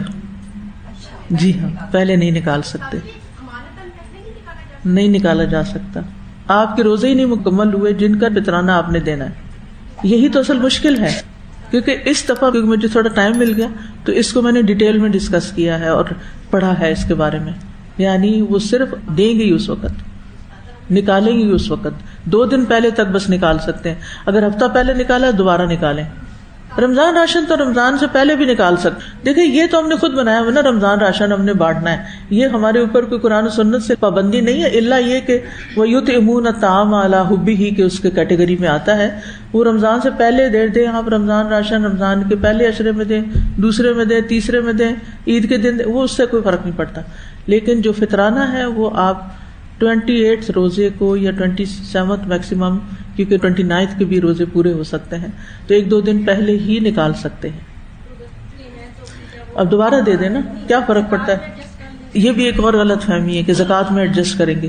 زکوٰۃ میں آپ نہیں ایڈجسٹ کر سکتے. ایک بات زکوٰۃ کے معاملے میں یاد رکھیے, زکوٰۃ سال گزرنے پر دی جاتی ہے. مثلاً آپ کی زکوٰۃ ذوالحجہ میں ڈیو ہے, آپ دے رہے ہیں رمضان میں, رمضان اور ذوالحجہ کے بیچ میں ڈالر کی قیمت ڈبل ہو گئی, مثلا اللہ نہ کرے, لیکن ہو گئی. اب آپ نے $10,000 سیو کر کے رکھے ہوئے تھے جن پہ آپ نے زکوٰۃ دینی تھی, آپ تو پہلے ہی دے کے رمضان میں فارغ ہو گئے, اور یہ جو بعد کے مہینے ابھی رہتے تھے جب ڈیو ڈیٹ پہ آپ کی زکوٰۃ تو کچھ اور بنتی تھی, وہ آپ نے مارجن پے ہی نہیں کیا کہ میں تو دے چکی ہوں رمضان میں, ارلی دے چکی ہوں. بھائی نہیں, جس تاریخ کو آپ کی زکوٰۃ ڈیو ہے اس دن کی سونے اور ڈالر کی ریٹ معلوم کریں اور اس دن بیٹھ کے کیلکولیٹ کریں اور پھر نکالتے ہوئے نیت کریں کہ میں یہ زکوٰۃ پے کر رہی ہوں, تب زکوٰۃ ادا ہوتی ہے. ایسے نہیں ہوتی وہ میں نے ایک غریب کو وہ دیا تھا قرضہ اور اس نے کیا نہیں مجھے واپس, اب میں نے اس کو زکوٰۃ میں کاؤنٹ کر لیا. نو, ایسے نہیں کاؤنٹ ہوتا. جس دن آپ نے گولڈ پہنا تھا شادی کے دن اور آپ کو چوڑیاں ملی تھی اور آپ نے ابھی تک رکھی ہوئی ہیں, لاکر میں نکالی نہیں ہے, تو آپ کو ڈیٹ دیکھ لیں اس دن ہجری کیلنڈر کی کون سی ڈیٹ تھی, چاہے 50 سال ہو, بالکل پتہ چلتا ہے. ایسی جنتریاں ہیں کہ 50 سال پہلے کی بھی ڈیٹ آپ کو پتہ چل جائے گی کہ 7 اپریل کو آپ کی شادی ہوئی تھی تو اس دن ہجری کیلنڈر کی کون سی ڈیٹ تھی, اور اس کے ساتھ سال بنائیں کتنے سال گزرے. ایک اصول یاد رکھیے, جو چیزیں فرض ہے نا, فرض جن کی ادائیگی فرض ہے, جیسے نماز ہے, روزہ ہے, زکوٰۃ ہے, حج ہے, صدقہ فطر کی ادائیگی ہے, ان میں منمانیاں نہیں کر سکتے ہم کہ اپنی طرف سے چیزوں کو آگے پیچھے کر دیں. ان کے کچھ اصول ہیں, کچھ شرائط ہیں, ارکان ہیں, ان کو پورا کر کے آپ کو کرنا ہوگا. ٹھیک ہے. دیکھیں آج کل حالات ایسے ہیں, ہر دن ریٹ چینج ہو رہا ہے, اور اگر آپ کے پاس اللہ کا دیا ہوا بہت ہے تو ہزاروں کا فرق پڑتا ہے. اگر مثال کے طور پر آپ نے $10,000 اللہ سب کو دے رکھے ہوئے ہیں سال بھر کسی ایمرجنسی کو میٹ کرنے کے لیے یا حج پہ جانے کے لیے کچھ بھی. اور جس دن آپ کی ڈیو ڈیٹ تھی, جس دن سے آپ نے لے کے رکھے, اس دن سے لے کے آج کی ڈیٹ پہ آپ نے دیکھا کہ ریٹ جو ہے مثلاً 300 ہے, اور ایک دن بعد 301 ہو گیا, تو کتنے روپے کا فرق پڑا؟ 10,000 روپے کا فرق پڑ گیا. یعنی ایک دن کے فرق میں اگر 1 روپیہ بڑھ گیا ڈالر کی قیمت, اور آپ نے ایک دن پہلے ہی زکوٰۃ نکال دی کہ چل میں جلدی کر لوں, اور جس دن آپ کی ڈیو تھی اس دن ریٹ اور بڑھ چکا تھا, اور 10,000 کے 10,000 روپے بنتے تھے ایکسٹرا, تو اس کی تو پھر نکلا ہی نہیں نا.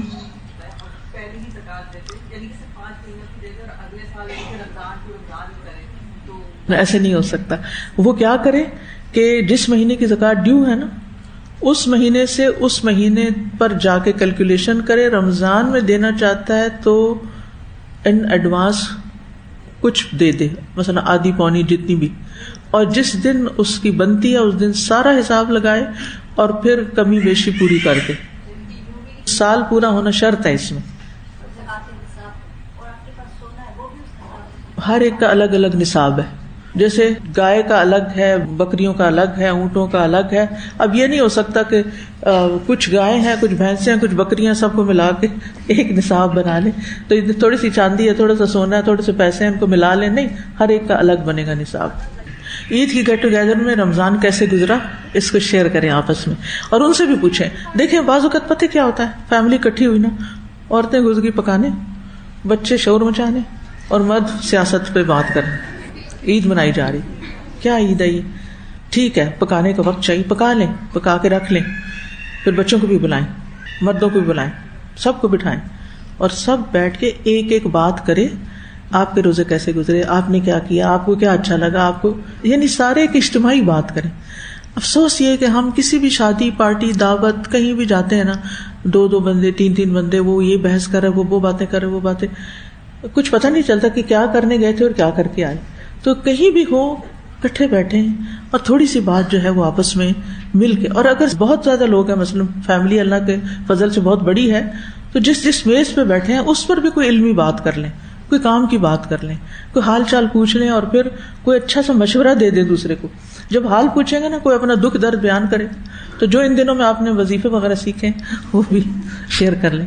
آپ دیکھیے کہ اگر عید کے موقع پر جیسے بھی حالات ہوں, آپ اگر اچھے اخلاق کا مظاہرہ کر دیں گے نا, اس وقت نہ آپ سروینٹس کو ڈانٹیں گے, نہ آپ اپنے بچوں کو ڈانٹیں گے, عید کا دن خوبصورتی سے گزاریں گے, تو یہ اصل وہ چینج جو آپ نے اعتکاف سے لیا یا رمضان سے لیا نا. یعنی ہمارے اندر اتنا اسٹیمنا تو بن ہی جانا چاہیے نا روحانی طور پر, کہ ہمارے اندر برداشت پیدا ہو جائے. شوال کے روزوں کی اپنی فضیلت ہے. ابو ایوب انصاری رضی اللہ عنہ سے روایت ہے, انہوں نے بیان کیا کہ اللہ کے رسول صلی اللہ علیہ وسلم نے فرمایا کہ جو آدمی رمضان کے روزے رکھے پھر اس کے بعد شوال کے 6 روزے رکھے, تو یہ سال بھر کے روزے رکھنے کی طرح ہے, سال بھر کے روزے رکھنے کی طرح. صوبان کہتے ہیں کہ نبی صلی اللہ علیہ وسلم نے فرمایا جو شخص ماہ رمضان کے روزے رکھے تو 1 مہینہ 10 مہینوں کے برابر ہے, کیونکہ 1 نیکی 10 کے برابر ہے. اور عید الفطر کے بعد کے 6 دن کے روزے, تو یہ اس طرح پورے سال کے روزوں کے برابر ہو جائے گا 60. یعنی رمضان کے روزے 10 گنا, یعنی 10 مہینے, اور شوال کے 6 روزے 2 ماہ کے برابر, تو اس طرح پورے سال کے روزے ہو گئے. رمضان کے روزے 1 مہینہ جو ہے وہ 10 مہینوں کے برابر, اور 6 روزے 60 دنوں کے برابر, اور 2 مہینے وہ بن گئے, تو اس طرح 12 مہینے کے روزے ہو گئے. اس لیے کسی بھی طرح رکھ لیں, اور شروع میں ہی رکھ لینا بڑا فائدہ ہوتا ہے, لیکن جب بھی آپ چاہیں سارے مہینے میں رکھ سکتے ہیں. اس کی حکمت کیا ہے کہ پھر روزوں کے بعد پھر روزے, جیسے فرض نماز کے بعد پھر نفل سنت نماز, ایسے ہی فرض روزوں کے بعد نفل روزے, تاکہ جو کمی بیشی کوئی رہ گئی رمضان میں, ہوتا ہے نا سارا کچھ کر کے بھی کیا لگتا ہے کچھ نہیں کیا, حق نہیں ادا ہوا, کچھ اور کر لیں. ہاں, تو یہ ایک نفسیاتی سی سیٹسفیکشن بھی ہوتی ہے, تھوڑے سے ایکسٹرا ڈیز. کسی بھی کام کو اگر آپ این ایکسٹرا مائل جائیں نا, مثلا آپ نے ایکسرسائز کرنی ہے, آپ کو 10 موومنٹس بتائی گئی ہیں کہ 10 دفعہ ہاتھ یوں اسٹریچ کریں, تو آپ 11 کر لینا, 1 ایکسٹرا, اٹ میٹرس. تو کسی بھی کام میں آگے جانے کے لیے, دنیا کے کام میں ذرا ایکسٹرا آپ کر لینا. تو دین کے کام میں آپ اپنی طرف سے ایکسٹرا نہیں کر سکتے, الا یہ کہ جو نوافل کی شکل میں بتایا گیا بس وہی ایکسٹرا کر سکتے ہیں. تو اس سے یہ ہے کہ آپ اپنے نفس کے خلاف جاتے ہیں اور آپ اپنے نفس کو کنٹرول کر سکتے ہیں. تو ہر فرض کے بعد, جیسے جو حج ہے اس کے ساتھ عمرہ ہے, ساتھ ہی ایک ہی سفر میں دونوں کر دیے گئے ہیں. نماز کے ساتھ بھی نوافل ہیں, روزے کے ساتھ بھی ہیں, زکوٰۃ کے علاوہ بھی صدقات ہیں.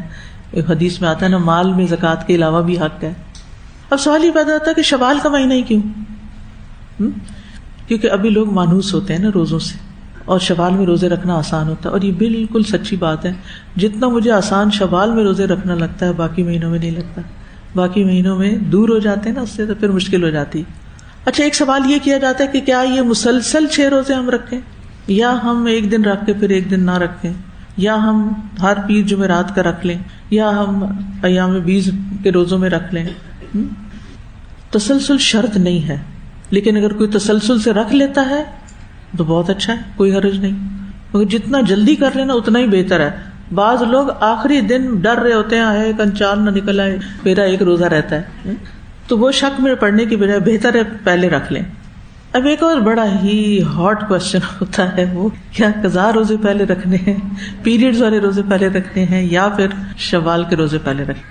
اصل حکم تو یہی ہے کہ پہلے قضا پوری کی جائے, کیونکہ رسول اللہ صلی اللہ علیہ وسلم نے فرمایا, جس نے رمضان المبارک کے روزے رکھے, رمضان پورا کر لیا, رمضان کے اندر چھوٹ گئے تو بعد میں بھی پورے کر لیے, اس کے بعد شوال کے روزے رکھے, یہ حدیث میں آتا ہے, گویا اس نے سارے سال کے روزے رکھے. تو اس سے کیا پتہ چلتا ہے کہ رمضان میں اگر روزے قضا ہو گئے ہیں تو پہلے قضا رکھیں اور پھر شوال کے رکھیں. لیکن اگر کوئی مجبوری ہو, مثلاً ایک خاتون ہے, اس نے شوال کے رکھنے ہیں, اس نے قضا بھی رکھنے ہیں, اس کو پھر پیریڈز بھی آ جانے, اس کے پاس کتنی آپشن باقی رہ جاتی. اللہ تعالیٰ دیکھتا ہے نا ہمارے حالات, تو پہلے شوال پورا کر لیں اور باقی قضا بعد میں رکھ لیں. کیونکہ حضرت عائشہ کے بارے میں ملتا ہے نا کہ وہ شعبان میں جا کے پورے کر پاتی تھی کچھ مصروفیات کی بنا پر. لیکن آپ یہ نہیں کر سکتے کہ شوال میں جو روزے 6 نہیں رکھ سکے تو آپ ذوالقعدہ میں قضا رکھیں شوال کی, یہ نہیں ہو سکتا. ذوالقعدہ ایک پھر حرمت والا مہینہ ہے, اس میں آپ الگ سے پھر روزے رکھیں. اب مثلا کسی نے 4 روزے رکھے شوال میں اور 2 رہ گئے اس کے مجبوری یا عذر کی وجہ سے, تو جتنے آپ نے رکھے اتنا ثواب آپ کو مل جائے گا. اور اگر کوئی عذر یا بیماری کی وجہ سے آپ نہیں رکھ سکے تو حدیث ہے, جب بندہ بیمار ہو جاتا ہے یا سفر میں چلا جاتا ہے تو اللہ سبحانہ و تعالیٰ اس کے لیے وہی عمل لکھتا ہے جو وہ مقیم ہونے کی حالت میں, تندرست ہونے کی حالت میں کیا کرتا تھا. ایک اور سوال کیا جاتا ہے, کیا شوال کے روزے کو فرض روزے کی قضا کی نیت کے ساتھ جمع کیا جا سکتا ہے؟ نہیں, آپ قضا بھی رکھیں اور شوال بھی, دونوں اکٹھے کر لیں. نہیں, یہ نہیں کر سکتے آپ, کیونکہ ایک اصول ہے, عبادات میں فرض اور نفل کٹھا ادا نہیں ہوتا. یہ بس یاد رکھیں تو ہر چیز آسان ہو جائے گی. یعنی آپ رمضان کے روزوں میں نفلی نیت نہیں ساتھ کر سکتے, کوئی رمضان کے فرض ہی ہیں, شوال کے نفلی ہیں تو وہ نفلی ہیں, قضا نہیں ساتھ دے سکتے. ٹھیک ہے, نفل اور فرض یا جو ایسی عبادت ہے جس کی خاص الگ سے ثواب ہے, اس کو اکٹھا نہیں آپ کریں گے فرض کے ساتھ. ایام 20 کے روزوں کو کیا ہم شوال کے ساتھ اکٹھا کر سکتے ہیں؟ جی ہاں, کر سکتے ہیں, کیونکہ وہ دن کے اعتبار سے نا کہ ان دنوں میں روزہ رکھنا زیادہ بہتر ہے. اسی طرح پیر و جمعرات کا روزہ بھی افضل ہے باقی دنوں کی نسبت. تو اب مثلاً آپ کوئی فرض ادا کر رہے ہیں تو نفل آپ کا ساقط ہو جاتا ہے. جیسے آپ مسجد میں داخل ہوتے تحیۃ المسجد آپ نے پڑھنے تھے, لیکن امام نے فرض شروع کر دیے, آپ ڈائریکٹ فرض شروع کر دیں گے تو آپ کی تحیۃ المسجد ساقط ہو گئی. وآخر دعوانا ان الحمد للہ رب العالمین. سبحانک اللہم وبحمدک, اشہد ان لا الہ الا انت, استغفرک واتوب الیک. السلام علیکم ورحمۃ اللہ وبرکاتہ.